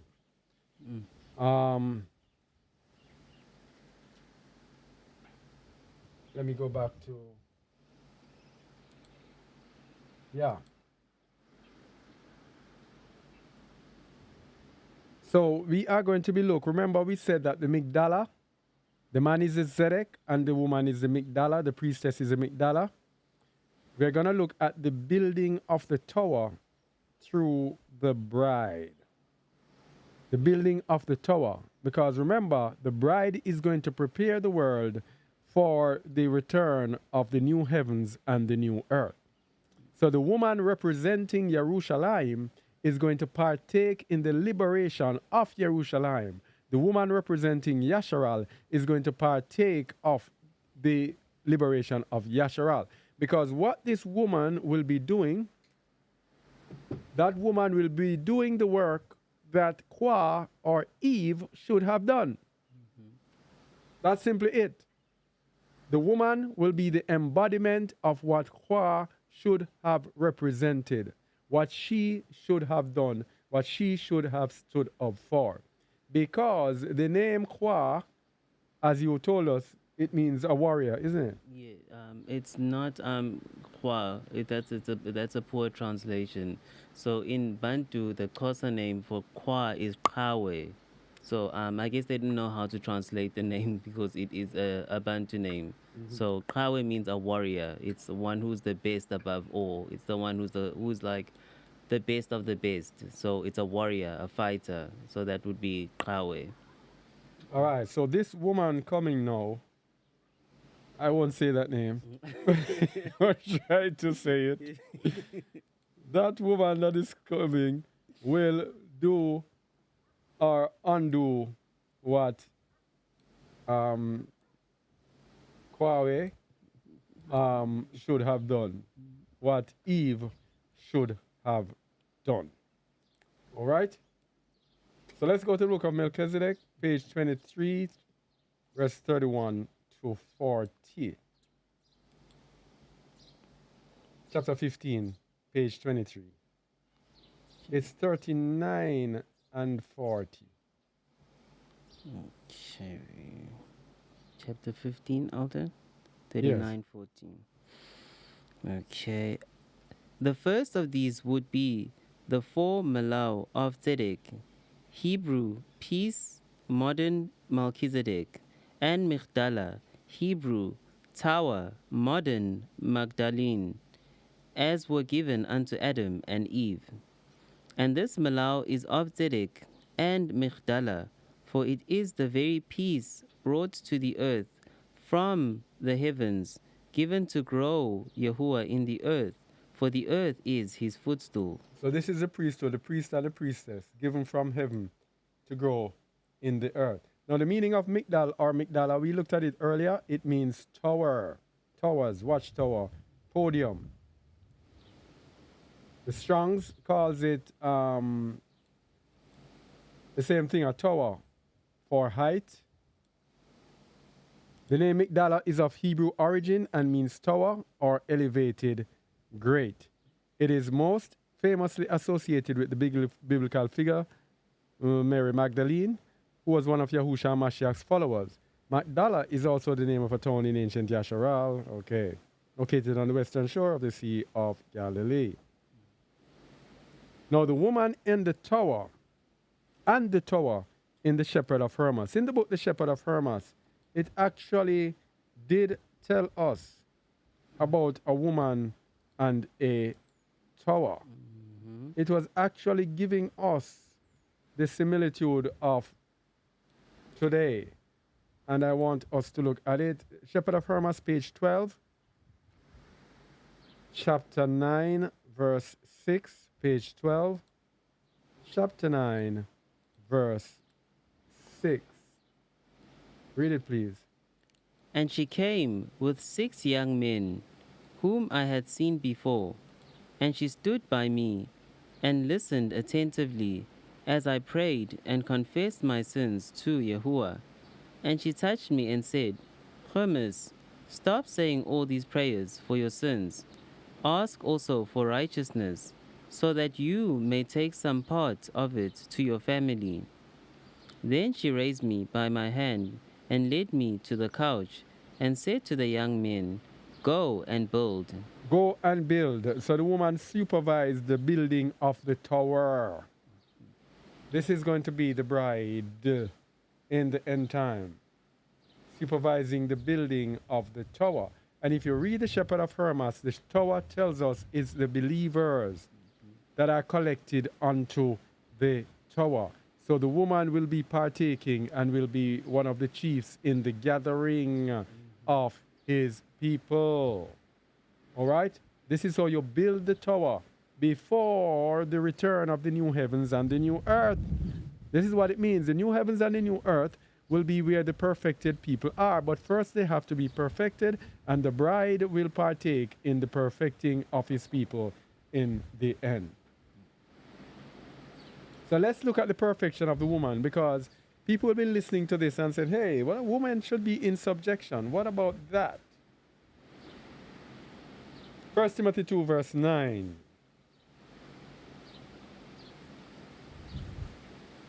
Is it that women must not no longer be in subjection? All of a sudden, women might take this. Oh, the woman will have an exalted role in the end time. So that means women, but this. There's an order. And this woman will be released at the right time. The Most High does everything in order. And this bride will be revealed at the right time. She will take on her authority as to the 144,000. The 144,000 do not have their authority at this time at all. They are there. They don't even know who they are. Yeah? People do not know them. They have not yet put on the transformation that is needed for them to be empowered. Same thing that's going to happen to the bride. There's going to come a time when the bride is activated. 1 Timothy 2 verse 9. In like manner also, that women adorn themselves in modest apparel, with shamefacedness and sobriety, not with broidered hair, or gold, or pearls, or costly array, but which becometh woman professing holiness with good works. Let the woman learn in silence and with all subjection. But I suffer not a woman to teach, nor to usurp authority over the man, but to be in silence. So this is going to come to an end when certain women are activated, and then the woman will speak. Because remember the era that we're in, the Most High does everything in order. We are in the era when women are still under the curse of Kwa. But there's gonna come a time when the women now are going to be activated, and this reactivated bride, righteous manifestation of Kwa, is going to go now and gather his people, Yahuwah's people, unto him. Okay? Continue verse 13. For Adam was first formed, then Eve. You see, it goes back to Adam and Eve. Verse 14. And Adam was not deceived, but the woman being deceived was in the transgression. Notwithstanding, she shall be saved in childbearing. She shall be saved in childbearing. If they continue, If they continue in faith and love and holiness with sobriety. so the bride will have to be perfected. Now, this is telling us that Kwa is perfected through her generation, saved in childbearing. The children that she bore is going to bring one day in the end time one of her children who will redeem her on this earth, who will turn around and do that which she was supposed to do, which was to carry on the priesthood in its perfection, to bring his people and to gather his people unto Yahuwah. So the end time priestess, let's look at the bride of Hamashiach written in a parable. Parable, not parable. Parable. Isaiah 61 verses 8 to 11. For I, Yahuwah, love judgment. I hate robbery for burnt offering, and I will direct their work in truth, and I will make an everlasting covenant with them. This is the everlasting gospel for the everlasting covenant. That's what we are in, and it's speaking about us now. Let's see what it says. And their seed shall be known among the Gentiles, and their offspring among the people. All that see them shall acknowledge them, that they are the seed which Yahuwah hath blessed. I will greatly rejoice in Yahuwah. My soul shall be joyful in my Alua. For he hath clothed me with the garments of salvation. He hath covered me with the robe of righteousness, as a bridegroom decketh himself with ornaments, and as a bride adorneth herself with her jewels. This is how the parable is given to us. As a bridegroom decketh himself with ornaments, and as a bride adorneth herself with her jewels. When you see these words, it is veiled. It's telling us that in the end time, the bridegroom and the bride are those who will bring all of this that we're telling about into effect. Verse 11. For as the earth bringeth forth her bud, and as the garden causeth the things that are sown in it to spring forth. Hold on. As the what? The garden. Why did he use the garden here? This is why we're telling you it's in parables. And you have to be very watchful, and the Ruach has to be there with you. As the garden causeth the things that are sown in it to spring forth. Continue. So Yahuwah Alua will cause righteousness and praise to spring forth before all the nations. Because he will be using the bridegroom and the bride in order to effect all of this. And their seed shall be known among the Gentiles. It's about a nation, and their offspring among the people, all that see them, shall acknowledge them that they are the seed which Yahuwah had, Barak. It's about the nation, and the bride and the bridegroom will effect this. But who is this bride in the Bible? Who is this bride? Go to Revelation chapter 12. It's in the Bible. It's not us just talking about it and going to other books. It's in the Bible. But of course, as we said, it's a what? Parable. It's a parable. Let me go to Revelation chapter 12. Revelation chapter 12, verse 1. And there appeared a great wonder in heaven, a woman clothed with the sun, and the moon under her feet, and upon her head a crown of 12 stars. And she, being with child, cried, travailing in birth, and pained to be delivered. Continue. And there appeared another wonder in heaven, and behold, a great red dragon, having 7 heads and 10 horns. All right. I'm kind of distracted here, trying to set up the video. All right. So a great red dragon. Let me go back to it to see if I can catch up. And she, being with child, travailing in birth, and pain to be delivered. And there appeared another wonder. And there says, there appeared a great wonder in Shamaim, a woman clothed with the sun and the moon under her feet, and upon her head a crown of 12 stars. That crown of 12 stars are the 12 tribes of Yasharal. One woman bearing a crown of the 12 tribes of Yasharal. This is great power and authority given to the priestess, the bride of the end times. Verse 4 you were? 3. Yeah. And there appeared another wonder in heaven, and great, Agree. and behold, a great red dragon, having 7 heads and 10 horns, and 7 crowns upon his head. And his tail drew the 3rd part of the stars of heaven, and did cast them to the earth.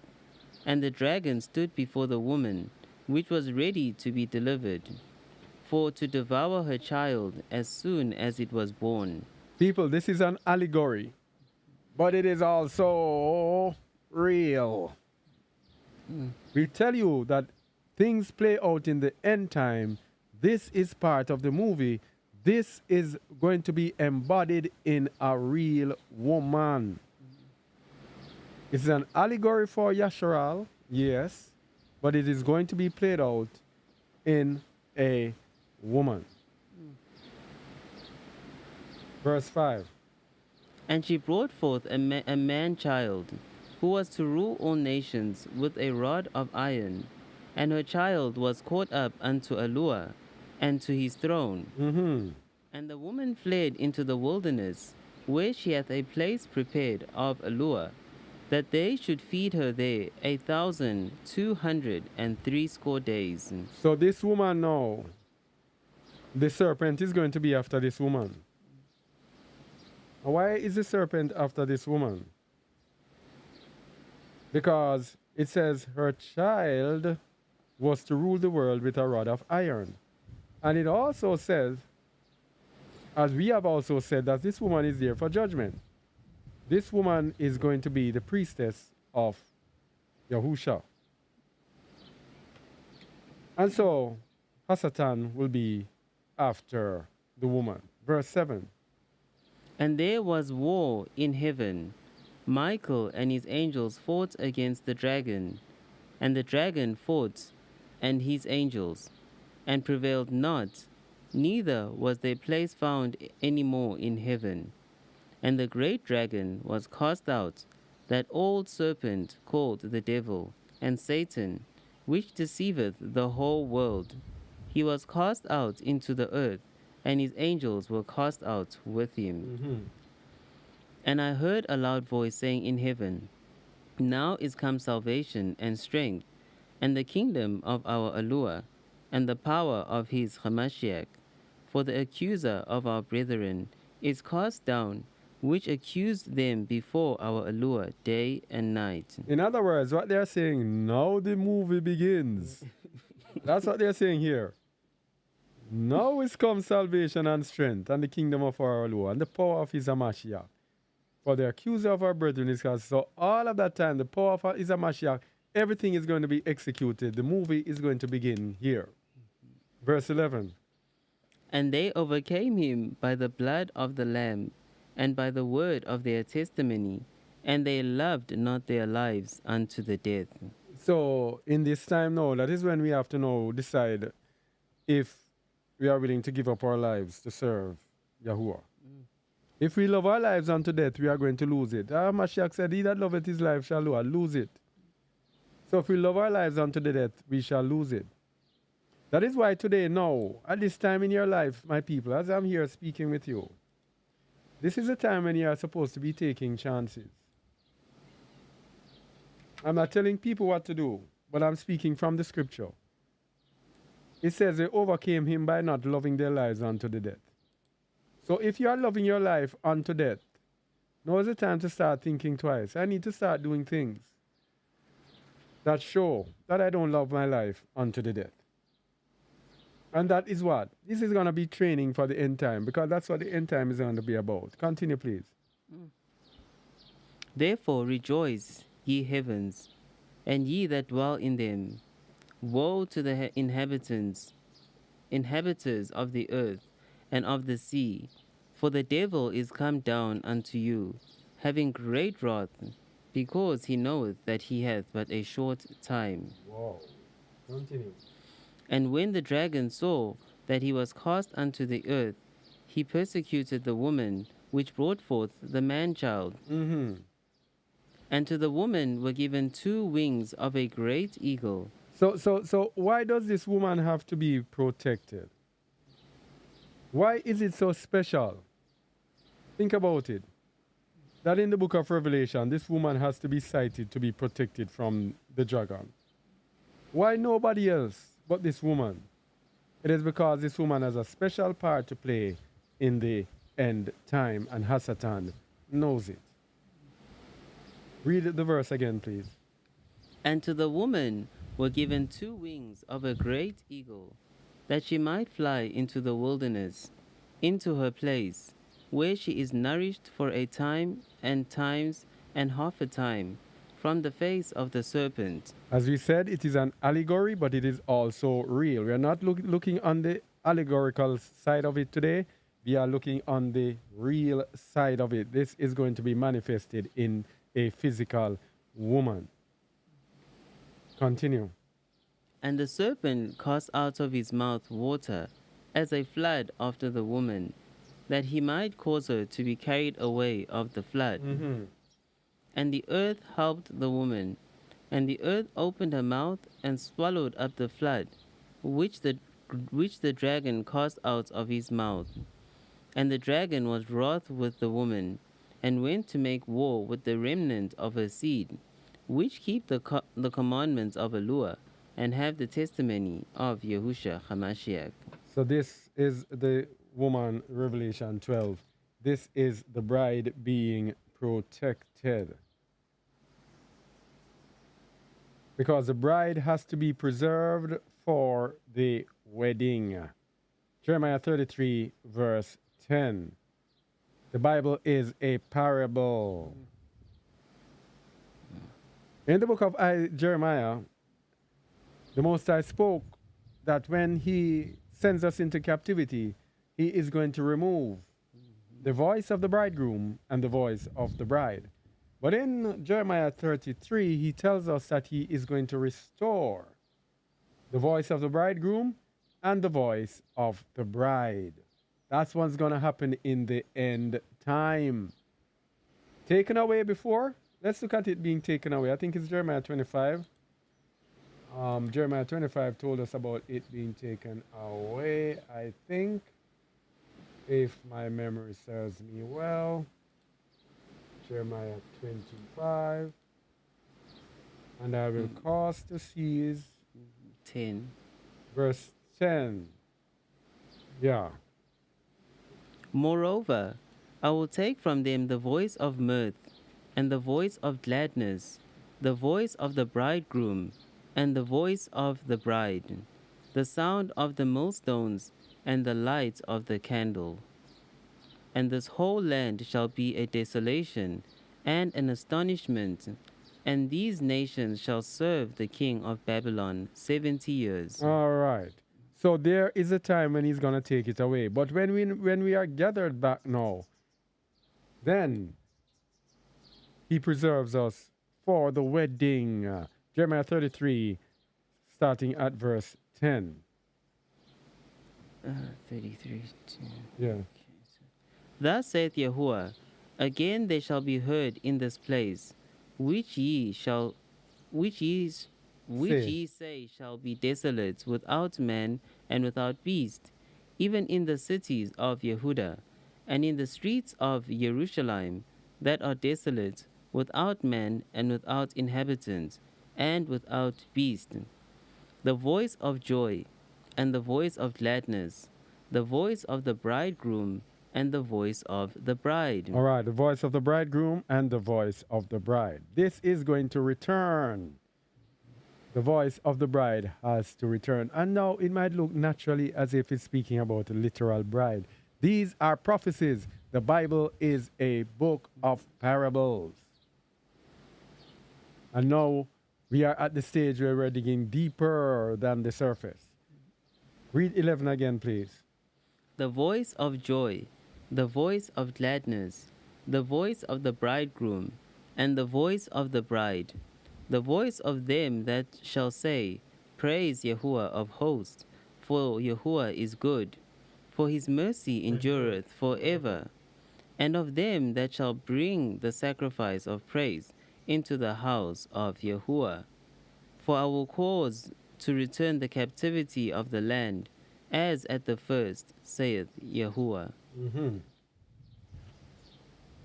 Thus, all right, so when it's time to return the captivity, he's going to restore the voice of the bride and the voice of the bridegroom. It's also Joel 2, 16 to 17 tells us, gather the people, sanctify the congregation, assemble the elders, gather the children, and those that suck the breasts. Let the bridegroom go forth of his chamber, and the bride out of her closet. And the bride out of her closet. Now it used the bridal closet there as an allegory, but it is the bride coming out and being released for all to see, hidden for all to see. And most people will not understand or get this, but we have to know what's happening in the end. So when we see this happening before our eyes, we knew that we heard or we understood it before. Because if we see this before, for example, in the end time, we see the bride rising up. What are we going to do? We are going to be saying, woman, shut up. A woman must be quiet. A woman must not teach. A woman must not usurp authority. A woman must not be leading men or telling men what to do. A woman must not be doing that. This, that. We'll be doing the work of the Pharisees. Remember when Hamashiach was there? This was what happened. With the Shabbat. You could not do this on the Shabbat. You could not. That was their tradition. That was their way. Hamashiach came to show them the new way and they could not see it. For that they went about to kill him. My people are destroyed for what? Lack of knowledge. So if we don't understand this that is coming, when we see it happening, because it must happen, it is the Most High's will, it is His way, it must happen. So if you don't know, not understand it when it is happening, then you'll be one of those who are going to damn yourself. Because if you go against this woman, you're going to go against Hamashiach. Because it's Hamashiach's bride. She is the priestess of Hamashiach. What are you going to do? That's why you have to know and understand these things. Okay? Joel 2:16. Gather the people, sanctify the congregation, assemble the elders, gather the children, and those that suck the breast. Let the bridegroom go forth of his chamber, and the bride out of her closet. Let the priests and the ministers of Allure weep between the porch and the altar, and let them say, Spare thy people, O Allure, and give not thine heritage to reproach, that the heathen should rule over them. Wherefore should they say among the people, Where is their Allure? Then will Allure be jealous of his land and pity his people. there we go again. The bride coming out of her closet that precedes Yahuwah taking his action. All right.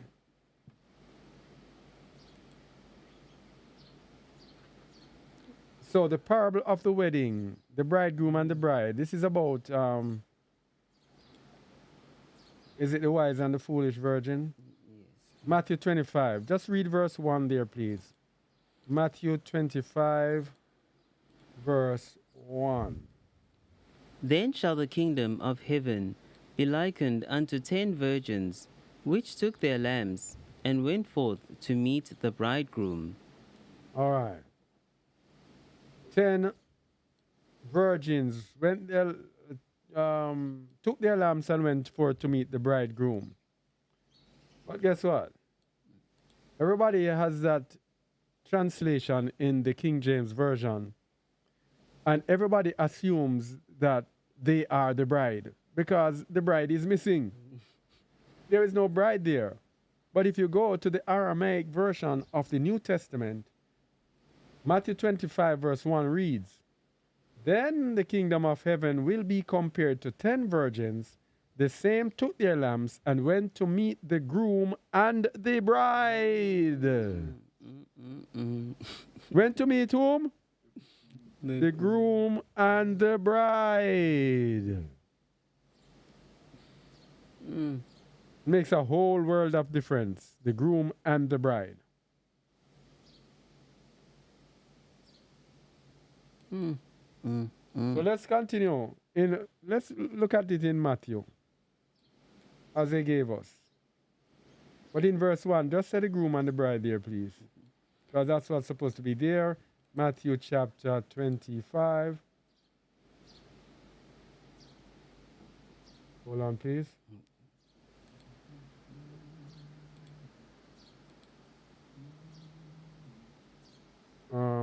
Verse what again? 1. Is it 25? Yes. Yeah, go ahead. Then shall the kingdom of heaven be likened unto 10 virgins, which took their lamps and went forth to meet the bride and the groom. The bridegroom and the bride. Continue. And 5 of them were wise, and 5 were foolish. They that were foolish took their lamps, and took no oil with them. But the wise took oil in their vessels with their lamps. While the bridegroom tarried, they all slumbered and slept. And at night there was a cry made, Behold, the bride and the groom cometh. Go ye out to meet him. Then all those virgins arose and trimmed their lamps. And the foolish said unto the wise, Give us of your oil, for our lamps are gone out. But the wise answered, saying, Not so, lest they be not enough for us and you. But go ye rather to them that sell, and buy for yourselves. And while they went to buy, the bridegroom came, and they that were ready went in with him to the marriage, and the door was shut. Mm-hmm. Afterwards came also the other virgins, saying, Master, Master, open to us.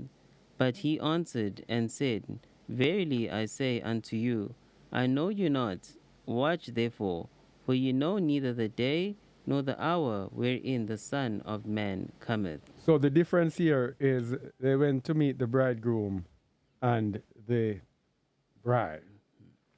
Now, the bride is also hidden as the daughter of Zion or daughter of Jerusalem.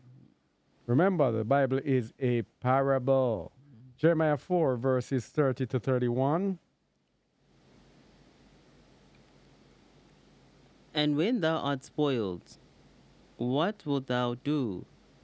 Though thou clothest thyself with crimson, though thou deckest thee with ornaments of gold, though thou rentest thy face with painting, in vain shalt thou make thyself fair. Thy lovers will despise thee, they will seek thy life. For I have heard a voice of a woman in travail. A woman in what? In travail. In travail. Remember that. Continue. And the anguish as of her that bringeth forth her first child. Her what? Her first child. Okay, remember that. Continue. The voice of the daughter of Zion, that bewaileth herself, that spreadeth her hands, saying, Woe is me now, for my soul is wearied because of murderers. Mm-hmm. You remember, you see that part that we got? Woman in travail, bringing her first child, daughter of Zion. Revelation 12, verse 2.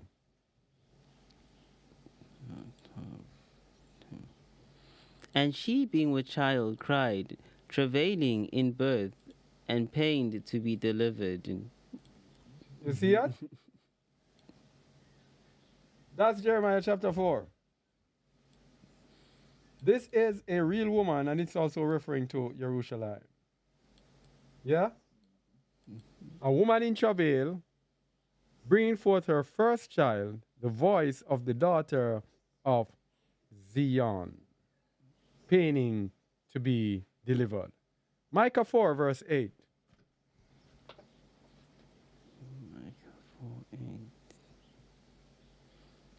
And thou, O tower of the flock, the stronghold of the daughter of Zion, unto thee shall it come, even the first dominion, the kingdom shall come to the daughter of Jerusalem. To the daughter of Jerusalem.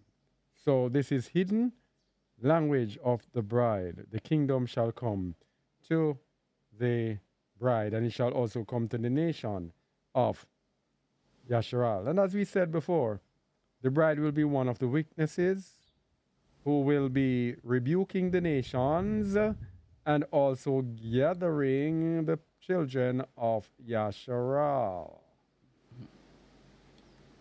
Revelation chapter. No. Yeah, go ahead. Also, that part is it says tower of the flock. Oh.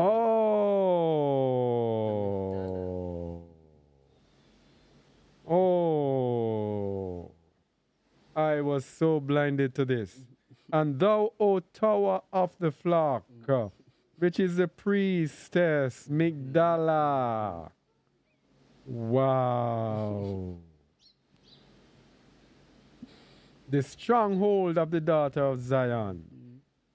The priestess, the tower of the flock. Now we're going to look at Micah 4, 6 to 13. Before we look at the two witnesses. Micah 4, 6 to 13, as you speak about that, it shows the importance of it. In that day, Hold on, please.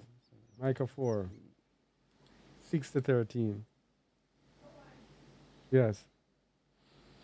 In that day, saith Yahuwah, will I assemble her that halteth, and I will gather her that is driven out, and her that I have afflicted. And I will make her that halteth a remnant, and her that was cast far off a strong nation. Mm-hmm. And Yahuwah shall reign over them in Mount Zion, Mm-hmm. from henceforth even forever. Mm-hmm. And thou, O tower of the flock, the stronghold of the daughter of Zion, Mm-hmm. unto thee shall it come, even the first dominion. The kingdom shall come to the daughter of Jerusalem. Mm. Kingdom shall come to the bride. Tower of the flock, the Migdala. The kingdom shall come to the Migdala. Continue. Now, why dost thou cry out loud? Is there no king in thee? Is thy counselor perished? For pangs have taken thee as a woman in travail. Mm-hmm. You see the woman in travail again. All right. Continue. Be in pain And and labor labor to to bring bring forth, forth, O O daughter daughter of of Zion, Zion, like a woman in travail. Revelation chapter 12, that is verse 2. The woman being in pain travails. Continue. For now shalt thou go forth out of the city, and thou shalt dwell in In the the field, field, and thou shalt go even even to to Babylon. Babylon. There shalt thou be delivered. There Yahuwah shall redeem thee from the hand of thine enemies. Yes. Go to verse 11. Now also many nations are gathered against thee, that say, Let her be defiled, and let our eyes look upon Zion. Mm-hmm. But they know not the thoughts of Yahuwah, neither understand they his counsel, for he shall gather them as the sheaves into the floor. Arise and thresh, O daughter of Zion. Wait, and do what? Thresh. Remember, we're talking about Huawei. You say it in closer. Yes, that name. Yeah, that name. That she will be a warrior. Arise and thresh, O daughter of Zion. For For I will make thine horn iron, and I will make thy hoofs brass, and thou shalt beat in pieces many people, and I will consecrate their gain unto Yahuwah, and their substance unto Yahuwah of the whole earth. remember, we were saying that this bride will um, be partaking in the achievement of Isaiah chapter 61, where it tells us that, let me go to it, we didn't read the verses that this pertains to. It says, I will consecrate their gain unto Yahuwah, and their substance unto the Adonai of the whole earth. Go to Isaiah 61 now, and go to about verse 4. And they shall build the old wastes, they shall raise up the former desolations, they shall repair the waste cities, the desolations of many generations. Mm-hmm. And strangers shall stand and feed your flocks. Mm-hmm, that's it. Oh. Continue. And the sons of the alien shall be your plowmen and your vine dressers. All right, so they shall consolidate um, the gain. There's another verse, let me get it, that shows that what Micah was saying. Um, Isaiah 61, it's verse 6. Yeah, right there. It's the next verse, yeah. But ye shall be named the priests of Yahuwah. Men shall call you ministers of our allure. Ye shall eat the riches of the Gentiles, and in their splendor shall ye boast yourselves. There you go. You see it? Matching up now with Micah 4, verse 13, which says, And I will consecrate their gain unto Yahuwah, and their substance unto the Adonai of the whole earth. Oh, praises. All right, so let's go and see. As we said before, this is how this woman will thresh now. Arise and thresh, O daughter of Zion, for I will make thine horn iron, and I will make thy hoofs brass, and thou shalt beat in pieces many people. This is how this woman is going to do that. Revelation chapter 11.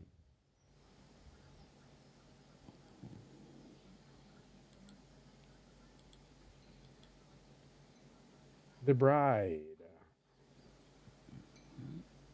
Revelation 11. And there was given me a reed like unto a rod, and the angel stood, saying, Rise and measure the temple of Allure, and the altar, and them that worship therein.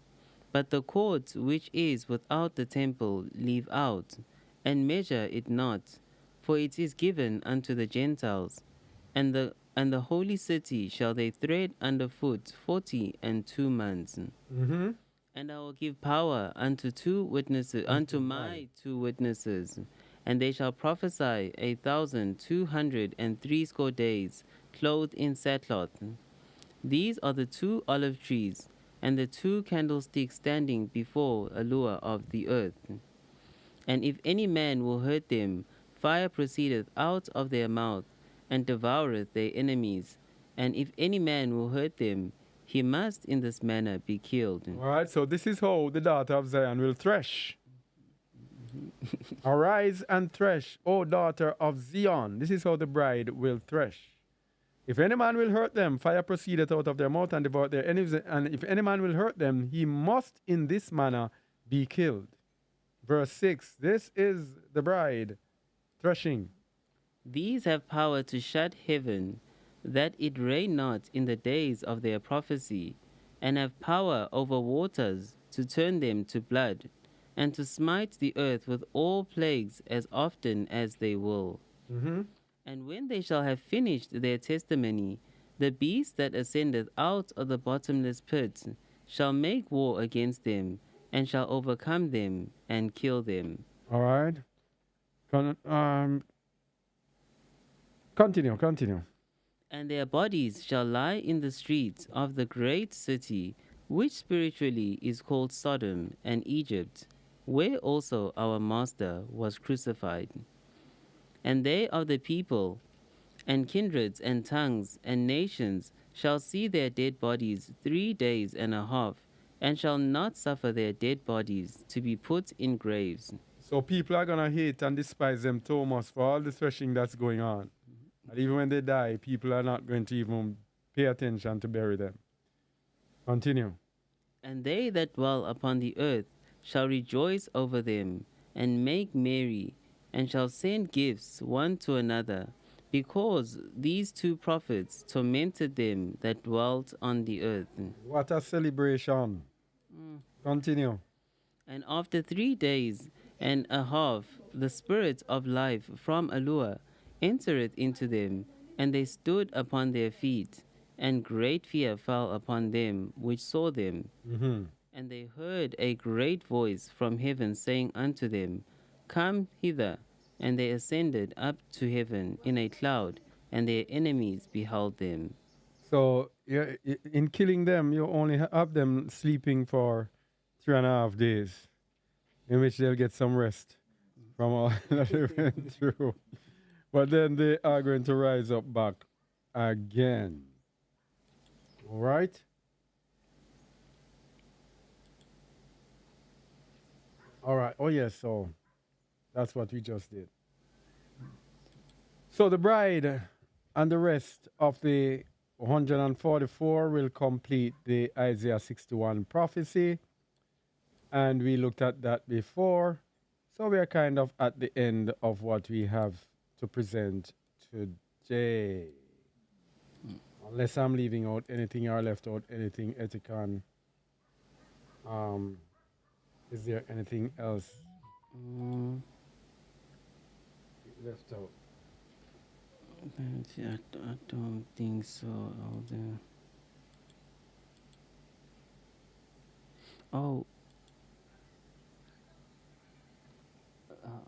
You can also look at the marriage of the Lamb in Revelation 19. Mm-hmm. Or Revelation 19?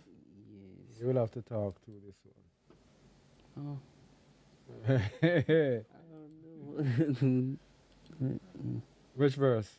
So that's 7 to 6, yes, sir. Yeah. Yeah. Mm-hmm. All right. Verse 6, as we said, And I heard as it were the voice of a great multitude, and as the voice of many waters, and as the voice of mighty thunderings, saying, Alleluia, for Yahuwah Alua, omnipotent, reigneth. Continue.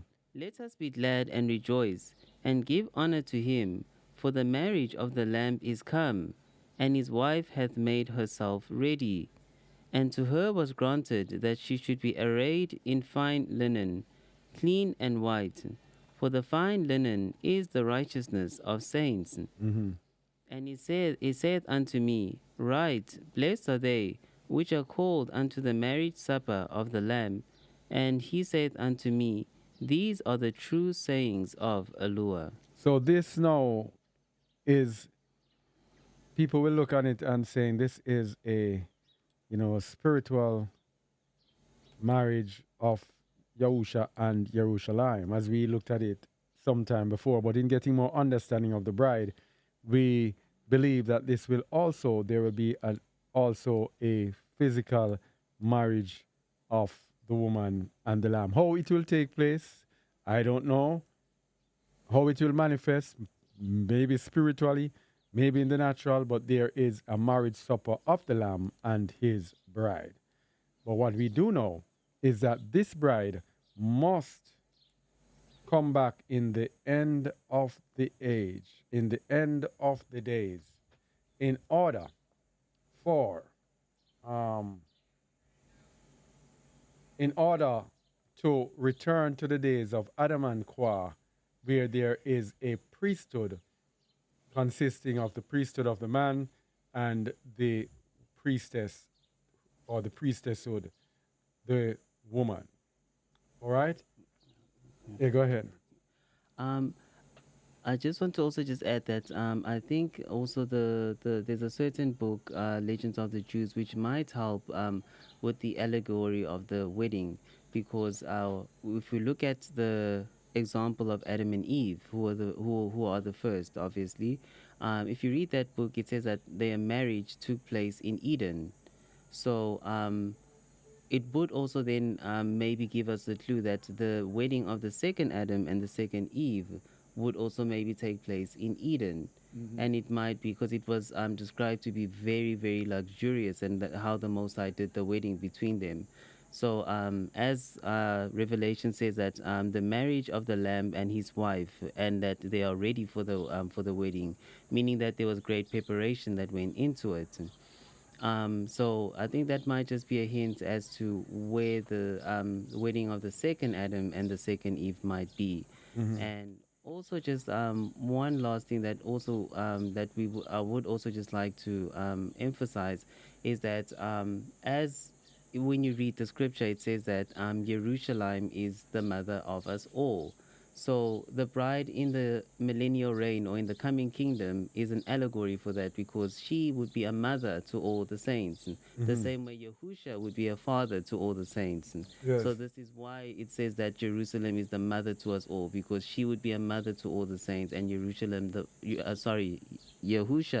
the father to all the saints. All praises. Thank you very much for that one. All praises to the Most High.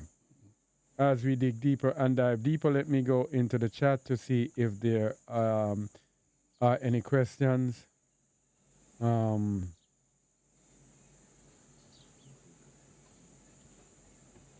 says, where can I get live updates for Just a Word? Me and my husband are trying to flee Babylon to South Africa. I don't know what you call live updates. I don't know what you call live updates at all. We have our radio, Jaw Radio, at jawradio.org, JAWRADIO.org.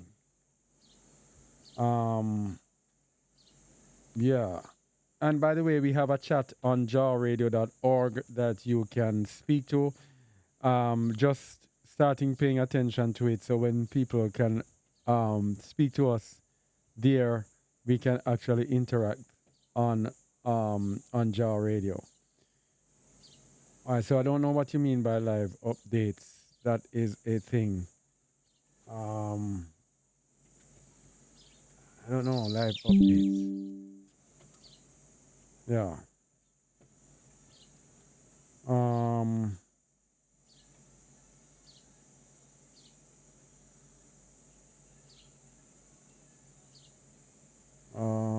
Bum, bum, bum.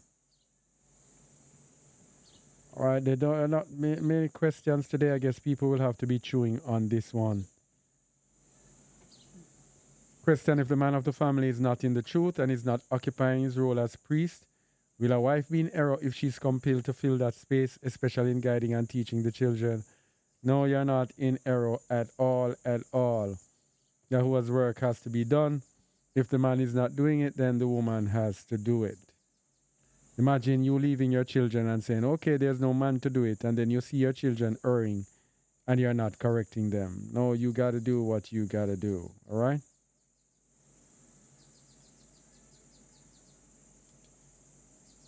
All right, where's this going to? Oh, the chat has stuck. What's going on here?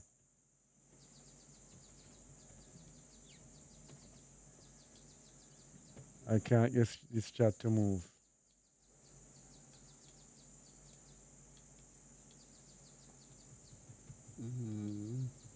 No.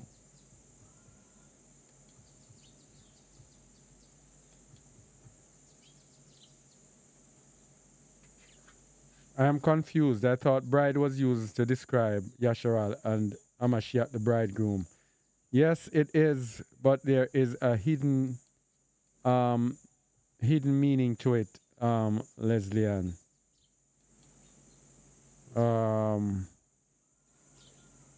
So those things that you got, we got from Christianity. That religion is an abomination to us. Has us in all sorts of deception. All right,